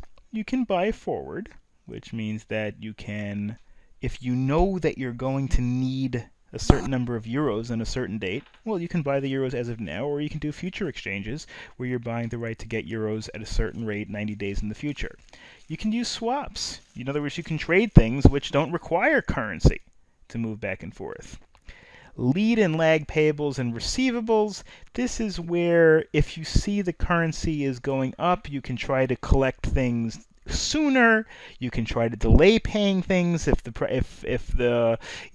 thing that you're paying in goes goes down, the value goes up. You can try to delay paying until it goes back down. In other words, you can try to adjust the time to give yourself the the maximum possible benefit, although that's not always easy to do. You can also distribute productive assets to various locations. Try to scatter it among many different currencies, so that even if one currency goes up or one currency goes down, you're kind of minimizing your risk by diversifying, by going to many different areas, and ensuring that assets are not too concentrated in a particular area that focuses on one currency. Maybe you have one factory in Europe, or one dealing with China, one dealing with India, one dealing with Japan, one dealing with Canada, so that if one particular currency has the issue, you won't suffer too badly. Some other things, you can try to attempt to forecast future exchange rate movements. Not easy to do. If you could do that, you'd be super rich. So theoretically, if you could predict what's going to happen to a foreign currency, you could make money and you could avoid risks. You can establish good reporting systems to try to make sure that, before you do a deal, you analyze at least the risk that is inherent over here based on the foreign exchange rates. You can have central control over exposure. Again, just to try to make sure that your risks are minimized, produce reports, and all these things have to do with giving your company the maximum information that you can to try to make sure that you hedge against whatever risks there are. But risks, of course, are always inherent in the foreign exchange. Continuing our discussion of the last chapter, which is currency exchanges, let's focus a little bit now, in Lesson 10, on the international monetary system, how currencies are traded between countries, and how they together work as an entire system. The international monetary system simply refers to arrangements that countries adopt to govern exchange rates. There are currency exchanges between private companies, private individuals, and governments. How does that work? Who makes the rules? Well, that's what we're going to discuss in this chapter. The four major trading currencies in the world are the dollar, the euro, the Japanese yen, and the British pound. There are fixed exchange rate systems, which are currencies that are fixed against each other. Now, this is not the way it works between the major currencies of the world, but sometimes when countries have close economic cooperation with each other, they do establish that their currencies should not go up or down against each other. For example, prior to the introduction of the euro, many European countries had a fixed rate system, so that, for example, the French franc and the German mark should not go up and down against each other. In other words, if you're not going to use the same currency, but you want to make sure that businesses have a very easy time dealing with each other's countries, you can have a fixed rate system. And if you do that, well, then remember all those risks we discussed. If it goes up and you can't pay your workers in the currency and all those other risks, well, those risks don't apply if two currencies are fixed relative to each other. In other words, if they always have the same value relative to each other. Similar to that is something where the countries are not necessarily cooperating with each other, but one country has a pegged exchange rate system, which is where a country fixes the value of its currency relative to a reference currency. For example, many Gulf states peg their currencies to the US dollar. Argentina pegged its currency to the dollar. The Chinese yuan is not precisely pegged to the dollar, but pretty close. But the idea here is that these countries are established specifically so that their currency should not go up and down against the dollar. Whatever the dollar is worth, if the dollar goes up, then these currencies should go up to follow. That's the idea of a pegged system, where currencies, if they're dealing in dollars a lot, well, they want to make sure that their companies and their governments don't run into these sorts of problems when the dollar goes up and the dollar goes down. And so therefore, they do what they have to do to make sure that their currencies are pegged to the dollar. It's not like a fixed system where two countries are cooperating with each other intentionally, but a pegged system is when a different country says, we're just going to make sure that our currency is worth the same as a dollar. The floating exchange system, which is the more common system, exists where a country allows its currency to determine the relative value of its currency. For example, the dollar and the euro aren't inherently connected to each other. Today, the dollar is worth 0.8 euros. A different day, it might be worth 0.9 euros. A different day, it might be worth 0.7 euros. The point is, it floats, which means it is set by the market. When people want to buy more dollars, the dollar goes up. People want to buy more euros, the euro goes up. And it's kind of like the stock market. That's the general floating exchange rate system, and most currencies float with respect to each other. The dollar could go up against the yen, and it could go down against the euro. It can go up against the shekel. It could go down against the pound. The point is the currencies float with each other. A quote-unquote dirty float is kind of where you have a floating system, but it also has elements of a pegged system. When a country tries to hold its value within some range of the currency, like the Chinese yuan, the Chinese government has been accused by the United States and by other countries of trying to make sure that the yuan doesn't change in value. I mean, the reason for that is actually kind of convoluted. Basically, the reason why the yuan would normally go up dramatically against the dollar, because the Chinese have a tremendous trade imbalance, and the yuan is really worth less than it should be worth, but the Chinese government doesn't want the yuan to go up too much because that will decrease imports from China to the United States. And so the Chinese government does what it can to try to make sure the yuan doesn't go too high up in value, something which the United States very often complains about. Some of the system there, again, so that's similar to a pegged exchange system, but slightly different. Here are some of the differences. A pegged exchange system is when a country fixes or pegs, same thing, its currency to a reference currency. A float is where it doesn't specifically have rules saying it has to be worth the same amount, but it tries to hold the value within some range of the other currency. This is what happens when the central bank of a country, like China, will intervene to try to maintain the value of its currency. If it goes down or up too much, the country will sell or buy enough of its currency to allow its value to kind of be similar to the dollar, for example.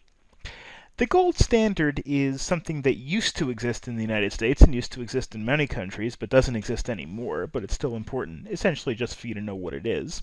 The gold standard is a system which countries peg currencies to gold to make sure that a certain number of dollars always buys a certain amount of gold.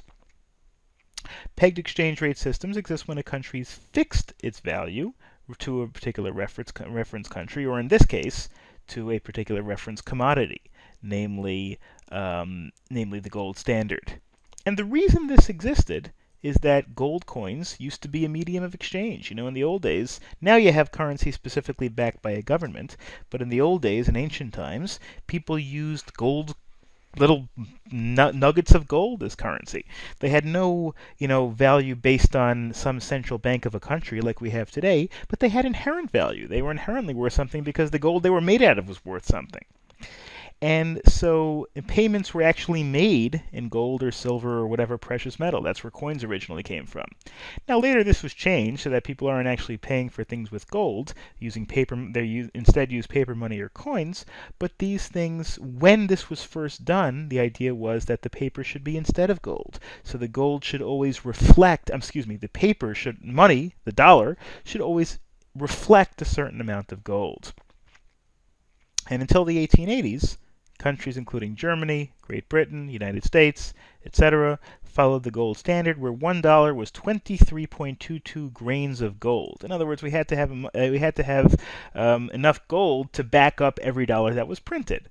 There were some advantages. For example, because each system was linked to gold, it was easy to determine of any other currency. Currencies didn't float against each other. And also, it had a balance of equilibrium by all countries. If you had the gold to back it up, you could essentially buy materials, and things were fixed. Now, obviously, the problem with the gold standard, the reason why it was gotten rid of, and the reason why it, isn't, it doesn't apply anymore, is that it really, really restricts the abilities of countries to print more currency and to run up more debt. Because if you have to have a certain amount of gold for every dollar you print, you can't really run up such big deficits. Now, some people will say that's a good idea, but some people will say that limits dramatically the ability of a country to stimulate its own economy by printing the money it needs. In order to facilitate trade between countries, especially with regard to currency, you need a market. And a market of currency is called a capital market, which brings together investors and borrowers. That, of course, in a capital market, you can invest in currencies, but you can also invest in companies, commodities, and other things that people like to invest in. Investors can be corporations that have extra money.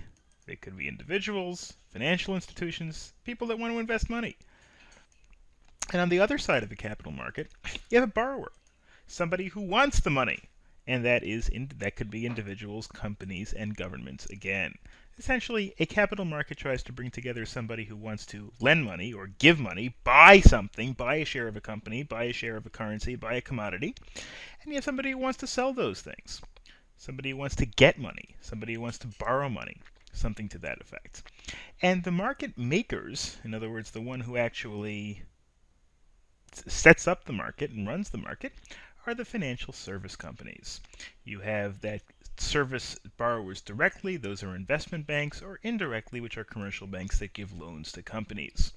Investment banks are people who actually sell and buy things like currencies and financial products that are relevant to currencies. Capital markets, of course, can be equity, which is what they're selling a percentage of a company, a percentage when you're actually selling something, or debt, when you're just lending money, or selling the ability to borrow money, which is essentially the same thing. All these things are, of course, relevant and part of the capital market structure. Investors have to go through the market makers, and the borrowers eventually get the money. Companies, individuals, institutions that want to lend money or buy shares of companies, things like that, go through the market makers, who are the banks, to give the money to the borrowers. And of course, in exchange, the investors get a right to repayment or some other form of financial reward at the end. Otherwise, obviously, there would be no point in their investing the money in the first place. A euro currency, the next concept, is a little confusing because the euro currency has nothing specifically to do with the euro, as in the European Union. A euro currency refers to any currency banked outside its country of origin. For example, if you have dollars that are banked in a Swiss bank account, or dollars in a Japanese bank account, or pounds in an American bank account, or anything to that effect, that is a euro currency. 2/3 of all euro currencies are US dollars. Many of them in China. U.S. government gives a lot of dollars and gives financial products like bonds, things like that, which are payable in dollars, to Chinese investors, and the Chinese investors put it into their own banks and financial institutions. The euro yen means yen that are banked outside Japan. The euro bound is pound, or there are pounds that are banked outside England, and the euro are euros that are banked outside of the European Union. And of course, it's an important source of low-cost funds for international companies. Companies that are American companies that need to do business in China may need dollars to transact business. Dealing in China with other firms or other people that deal with dollars, they may need to be able to pay dollars from a Chinese bank, and that's why euro currencies are very important. The advantage of having euro currencies in general is, of course, there are a few of them. First of all, it lacks government regulation, which means that euro dollars, for example, that are banked in China aren't specifically governed by the American government. Banks can offer higher interest rates in euro currencies than in deposits made in their home currency. They're not controlled necessarily by the Federal Reserve Bank. They're not controlled by the American banking system because they're not in the United States, even though they are dollars. They are Federal Reserve notes. They are American currency. And the spread between the euro currency deposit rate and the lending rate is less than the spread between domestic deposit and lending rates. In English, that means the transactional costs, the amount that you're going to naturally pay for the cost of keeping the currency, tends to be less outside of its home country. This is a graphic indication of what that means. If you give money into a bank, you're going to get less interest than if you borrow money from a bank. And you can try this. Go down to your local bank and try to open up a savings account. In today's day and age, you'll be lucky if you get, a 0.25% a year. If you borrow, on the other hand, you're going to have to pay a lot more than 0.25%. You're going to have to pay several percent, even if it's backed by a home mortgage, you might have to pay 4.5%, 5%. Certainly, if it's not backed by anything, you're going to have to pay a lot. The lending interest rate is always going to be a lot higher than the borrowing. The rate that the individual is going to have to pay for borrowing is going to be a lot more than the rate that the individual gets by holding money in a checking account or in a CD or in a savings bond. Outside the country, the spread tends to be a little bit less. The deposit rate and the lending rate tend to be a little bit closer together.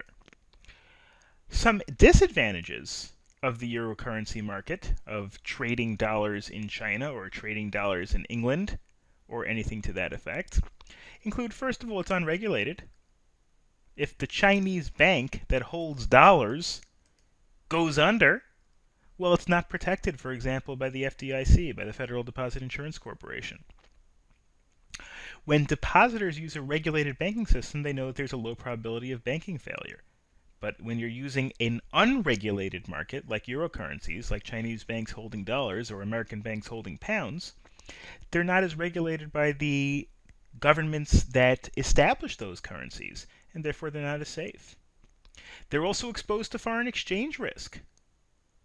For example, if you are in China dealing with dollars, well, those dollars may not be able to, well, let's take a different example. If you're in Japan using dollars, using a euro currency, well, those dollars, if the yen goes up, may not be able to buy as much Japanese product. Also, minimizing the risk of a euro currency market could be done by accepting a lower return on a home country deposit. In other words, not using euro currency. When you're in Japan doing business, just using American banks, or using foreign forward hedges to lower the risk of foreign exposure. If you're in Japan using dollars, you're using euro currency, but you're worried that the yen might go up, well, then you might buy some yen in order to hedge your bet, so that just in case the yen does go up, at least you're holding enough yen to minimize your loss. Then we've got the foreign bonds. Bonds really are, bonds are really just when any kind of an organization, you lend the organization money in exchange for a certain exchange rate. They're corporate bonds. You give money to Microsoft and they pay you back with a certain interest rate. And there is also government bonds that are established by every country. Now, the United States government sells U.S. savings bonds in the United States, but it also sells U.S. savings bonds to other countries. If you want to buy, you can buy British bonds or Israeli bonds or German bonds or, well, Japanese bonds, whatever. These are foreign bonds. They're sold outside the borrower's country and are denominated in the currency of the country in which they are issued. So, for example, the U.S. savings bonds in the U.S. are sold in dollars, whereas U.S. savings bonds in Japan might be sold in yen. Same basic idea. The U.S. government is borrowing money from the Japanese person and promising to pay an interest in exchange. And it's very often used by companies when they think it will reduce the cost of capital to use a foreign bond in order to earn interest. Especially if you're doing business in the United States, you might want to make sure that you get that you get the U.S. savings bonds in order to earn interest in that particular currency. There are some nicknames for bonds: Yankee bonds for U.S. bonds, samurai bonds for Japan, bulldogs for Great Britain. Doesn't matter those particular nicknames. The point is these are bonds that are issued outside of the country that is actually issuing them. Lesson 12 is about international business strategy. Now, strategy, of course, is a topic that we also focused on in marketing and the management courses, if you have taken those already. But international business, of course, has a special set of strategies that are important and unique to international business. Generally speaking, a firm strategy is the actions that the managers take to attain the goals of the firm, which is usually to maximize profits. What you want to also, of course, try to do is maximize profitability, but also profit growth. Those two things, profitability is what you make, but also in the percentage of net profits over time.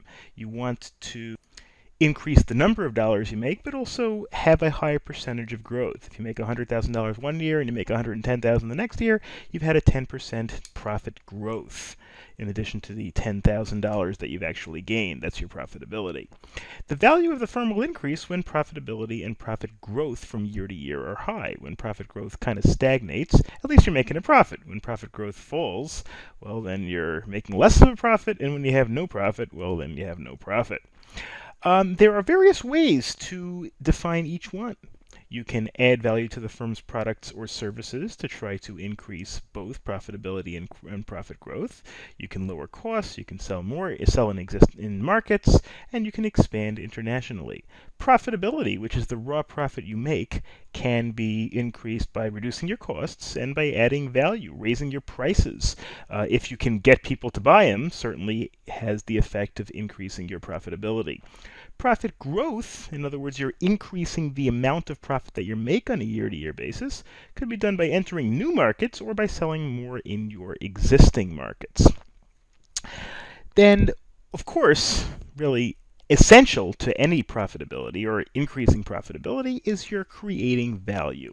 Now, value is the idea that you're creating to your consumers so that your consumers buy your product. Well, really, you need both. You need value to the customer and value to the company. If there's no value to the company, there's no point in selling it. If there's no value to the customer, well, then the customer's not going to buy it. This little simple chart kind of illustrates that. The C is the cost, how much it costs you to produce the product in terms of human resources, manufacturing costs, transportation, whatever.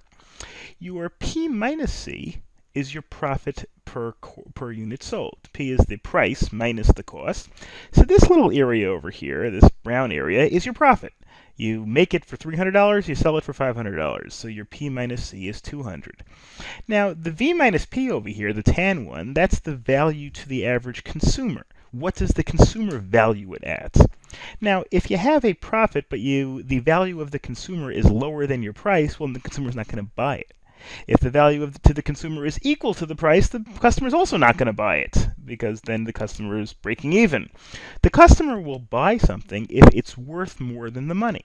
If the customer wants a loaf of bread and has $4 in her pocket, well, okay, this bread has to be worth more than the $4 in the pocket, otherwise, at this moment, otherwise the customer wouldn't buy it. So the profit minus price minus cost, this area over here, is necessary for your profitability. The value minus profit is the value to the customer that's going to ensure that you have customers. Then you have to look, when you're talking about economies, when you're talking about making money, you have to look at location economies, which are the economy that arises from performing a value creation activity in an optimal location. Depending on what you're producing, obviously you want to produce it in the right place. You don't want to produce it in a place where the people don't want it, or where there's no market for it, or for whatever reason. Because to survive in a global market, it's beneficial to a firm to base each value creation activity on the location. Again, you want to make sure that the country or the place in which you're creating and selling the product is a place where there's a demand for that product. You have to look at economic conditions, political conditions, cultural conditions. Is the economy of that country, do they make enough money to pay this kind of a price? Does their political structure frown on the product you're making, or do they put value in the product you're making? The culture of that country, are they likely to like your product or not? Firms can also create global web of value, which means that you have different aspects of your product that are valued differently in different locations around the globe. Some of your products may sell well in the United States, some of your products may sell well in India. Location economies, of course, are lower costs of value creation. If you specifically tailor your product toward the place in which it's going to have its highest value, well, then you're going to be able to spend less to create more value. It's a low-cost position because you're creating it in the place where it actually is going to be sold. You don't have to ship it. And a firm can differentiate their product from other firms by tailoring their products to that particular location. The things that we have to take into account include things like political conditions, as we discussed before, economic conditions, rules and regulation regarding foreign investment. If their country is hostile to foreign investment, you might not be able to set up factories in that country cheaply. Formal and informal trade barriers, tariffs, things like that. Movements in currency exchange rates. We talked about that before as well. You may not want to set up a factory in a country with a very volatile currency that may go way up, decreasing your ability to successfully manufacture and market that product. And also the quality of the local labor pool. if you're going to build a factory somewhere, if you're going to manufacture something somewhere, you want to make sure that the labor pool can sustain whatever business activities you need. You should locate, hopefully, in a country that's stable, has a free market system, not something where the government interferes with everything like, Venezuela or something, or Cuba. There's no dramatic upsurge in either inflation or private sector debt. These are things that cause the economy to become very volatile and could dramatically impact your business at a moment's notice. And of course, where the political, economic, cultural conditions are conducive to good performance. And finally, regarding location, we have to look at the idea of local responsiveness. Local responsiveness means how you respond to the market conditions that affect where you're selling your product. Some factors that are relevant to local responsiveness, in other words, lead to pressure to respond to certain aspects of the economy in that area, is differences in consumer tastes and preferences. Pressure emerges when consumers' tastes differ between countries. You may not be able to sell the same product in France as you do in England. Maybe the French have slightly different tastes in terms of food, in terms of products, cars, bicycles, whatever the case may be. When consumer tastes differ greatly between countries, then your marketing message has to be customized toward a local market. If you are in a country that values luxury, well, you might want to say that your product is luxurious. If you're in a country that values practicality, say that it's practical. If you're in a country that values savings, then say that your product is nice and thrifty and saves money. Differences in traditional practices and infrastructure, in other words, what can be sustained in that country. When there are significant differences in infrastructure, the kind of factories and raw materials that are available there. It may also require the firm to delegate manufacturers to foreign subsidiaries. Maybe in other countries can develop products cheaper and more efficiently and more in tune with what the local company wants. There was an example where when Disney World was building its place in Taiwan or Hong Kong or whatever it was, they specifically tailored it and they hired people from the local area to make it sensitive to the local culture. Differences in distribution channels. You have to understand how things can be moved. So can they be moved by truck? Are the roads good? Can they be moved by boat? Does it have a good system of channels? You have to understand how you can move products around the area. And of course, the demands of the host government have to be taken into account when determining how to run a business in any particular area. For Lesson 13, we're going to go into organizational architecture. In other words, building an organization in a way that is optimal for international business. Organizational architecture means the entire firm's organization. That includes the organizational structure, the control systems within the organization to make sure the organization runs properly, and of course the incentives to try to make sure that the people in the organization reach their goals as efficiently as possible. The structure includes the division of the organization into subunits, the decision-making responsibilities. You could have one group that's responsible for North American operations, one group that's responsible for European operations, one for Asian operations. Then you could divide that into one subunit for sales, and one subunit for accounting, and one subunit for marketing, and one subunit for human resources, which includes cross-functional teams and pan-regional teams. You could have a group that's in charge of marketing for both Europe and Asia. You could have a group that is responsible for hiring people in both Canada and Mexico. Then you have control systems, which are metrics used to measure performance of subunits. This is how the company assesses itself.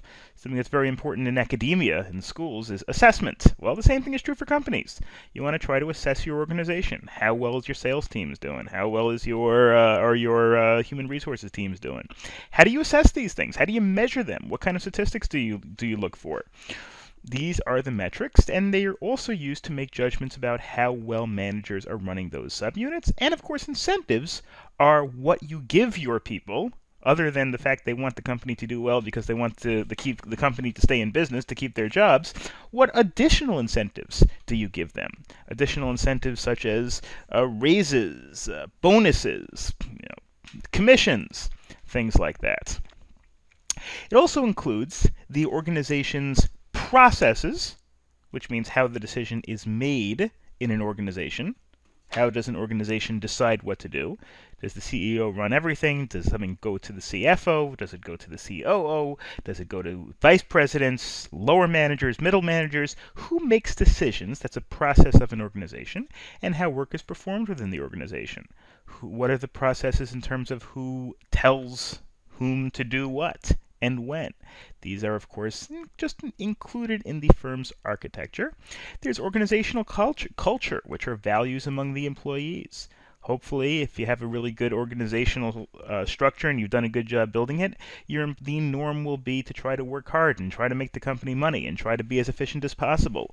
Is the organizational norm, is the organizational value to try to make the customer happy, or is the organizational norm and the organizational value to try to make sure that you have a nice long weekend and don't have to work more than you have to? Obviously, this is something that you as a manager of an international firm, or really even a domestic firm, want to try to build in your organization to maximize the firm's profitability.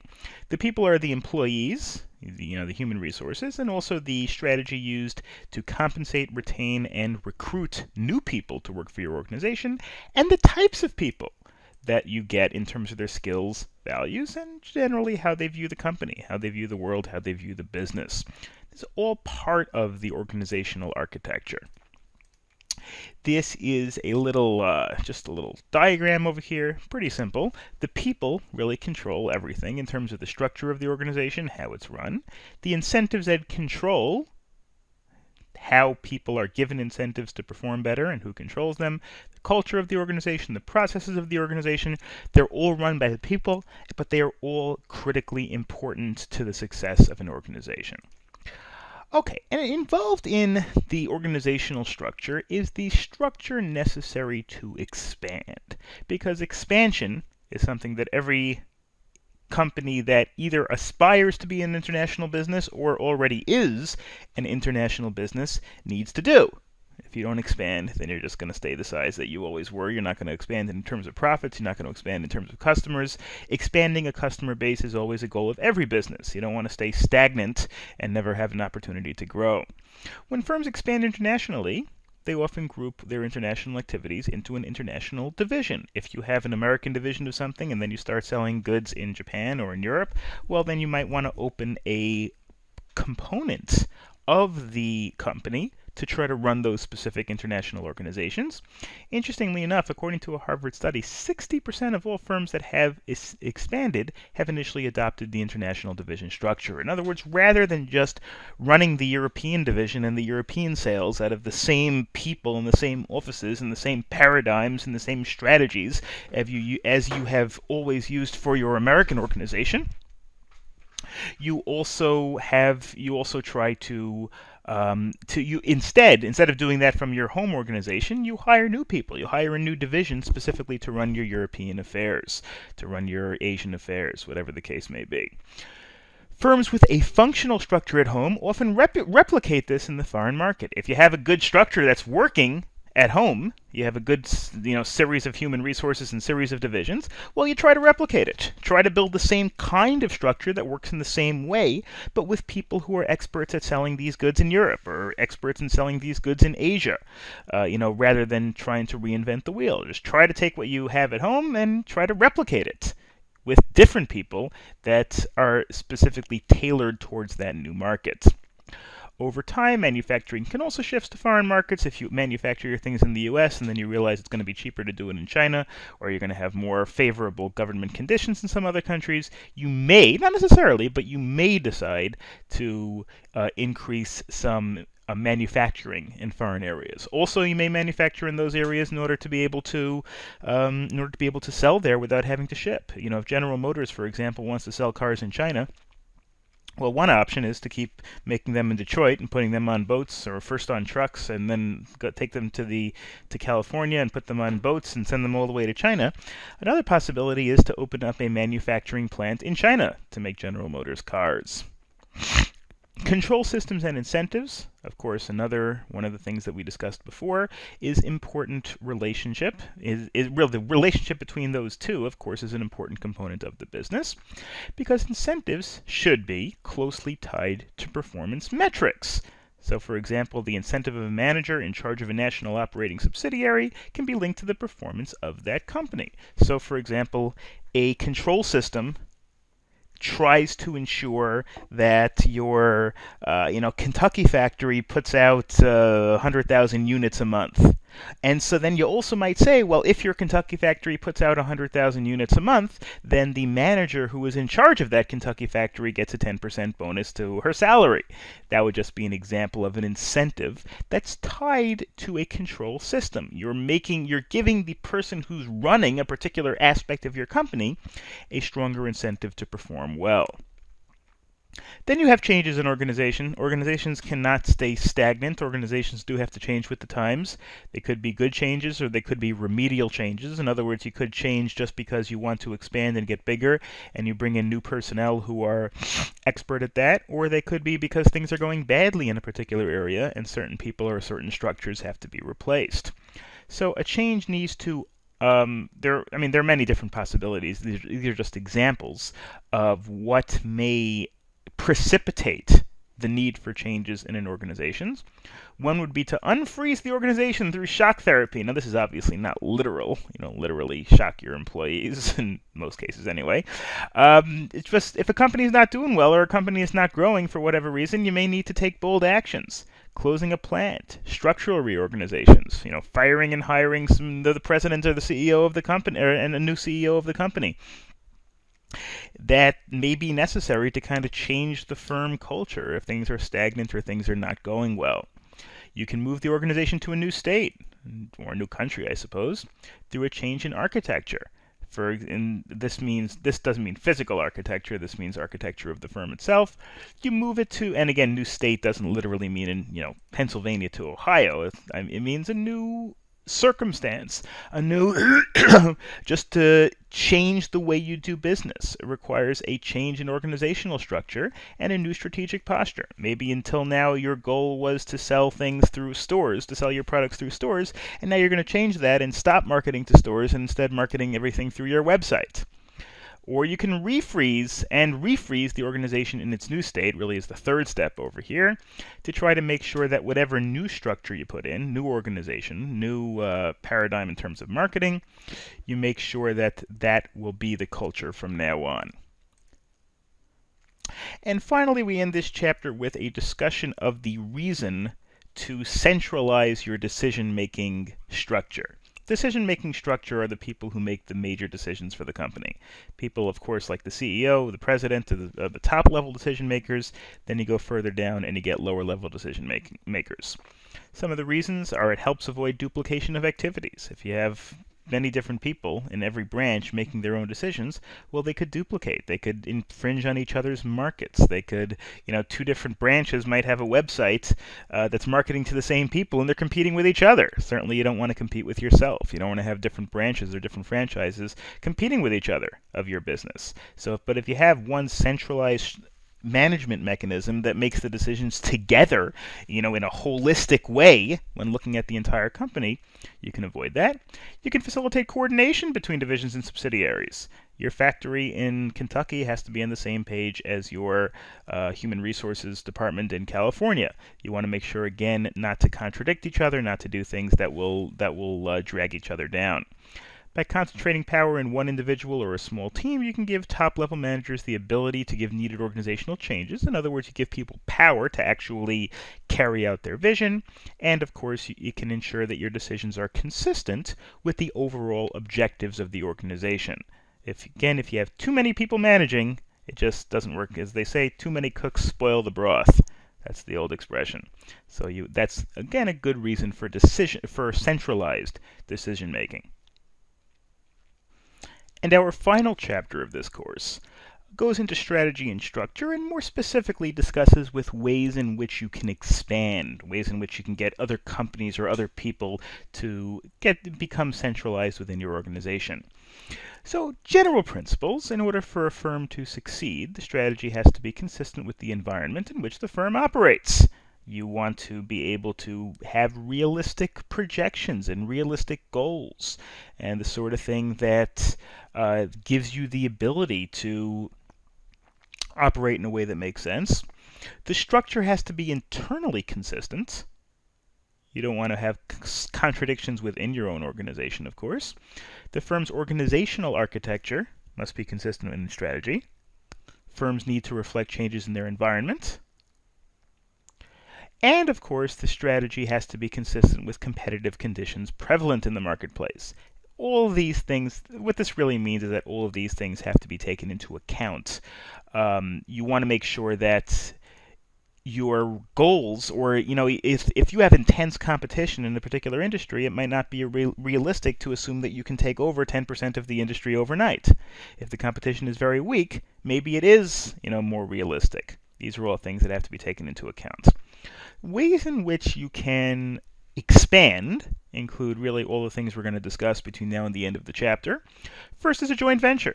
Joint venture is you have a firm that's owned by two or more otherwise independent companies. For example, AT&T and Bell South went into business back in 15 years ago or so, and they formed Singular Wireless LLC, which was a wireless company. Now they don't exist anymore, but that was one example of a joint venture. Two big companies can go into business together to support one particular venture where they make a product, where they market a product, one project example. Most joint ventures are 50-50. I don't know about most, but certainly many. Fuji and Xerox established a venture between Fuji Photo and Xerox, again just one example, to market maybe something that's kind of on the intersection between two companies. Google and Nokia. Who built Google's phones? Nexus. No, I'm sorry, that was the model. I mean, you see this a lot in general with with these companies. A Google phone might be built by Motorola, which is kind of a joint venture where it's kind of on the intersection of what the companies do. Motorola builds phones, and Google creates internet-connected products. So if you have a phone that's programmed by Google to run on the Google server and use Google Docs and whatnot, and then you have Motorola making it, that's kind of a joint venture where they go in it together. The PC that Google makes, the Chromebook, I think, is made by Acer. I think, which is a company that makes cheap laptops, and Google makes, Chrome and Google Docs and Google Spreadsheets and Google all those other things. So they got together and they said, what? Why don't you build a cheap PC that won't have all the functionality of a regular PC, but it will be able to browse the internet and do everything on Google platforms.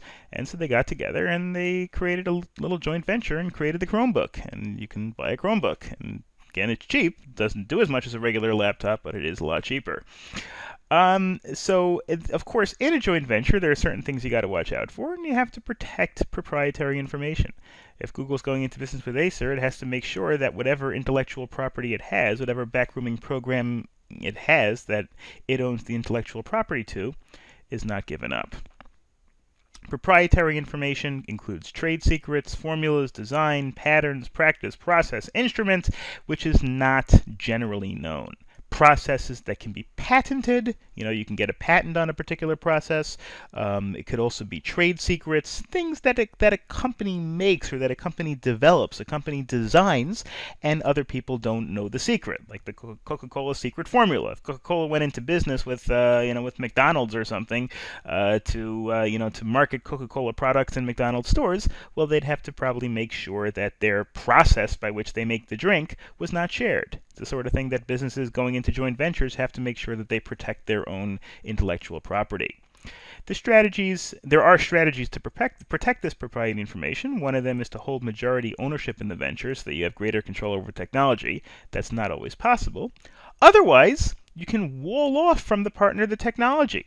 Google can make sure that Acer has the ability to install Google products on the Chromebook, but doesn't have the ability to actually see the in-house design of these products, and doesn't have the ability to copy them or to replicating them. Then you have acquisitions. Acquisitions is when one company buys another company. If I want to expand into Japan, I can either set up a factory there, I can do other things, or I can just buy a Japanese company and put it into my empire. It's a good strategy for entering foreign markets where there's a well-established competitor. If you can't beat them, join them. Or in this case, if you can't beat them, buy them.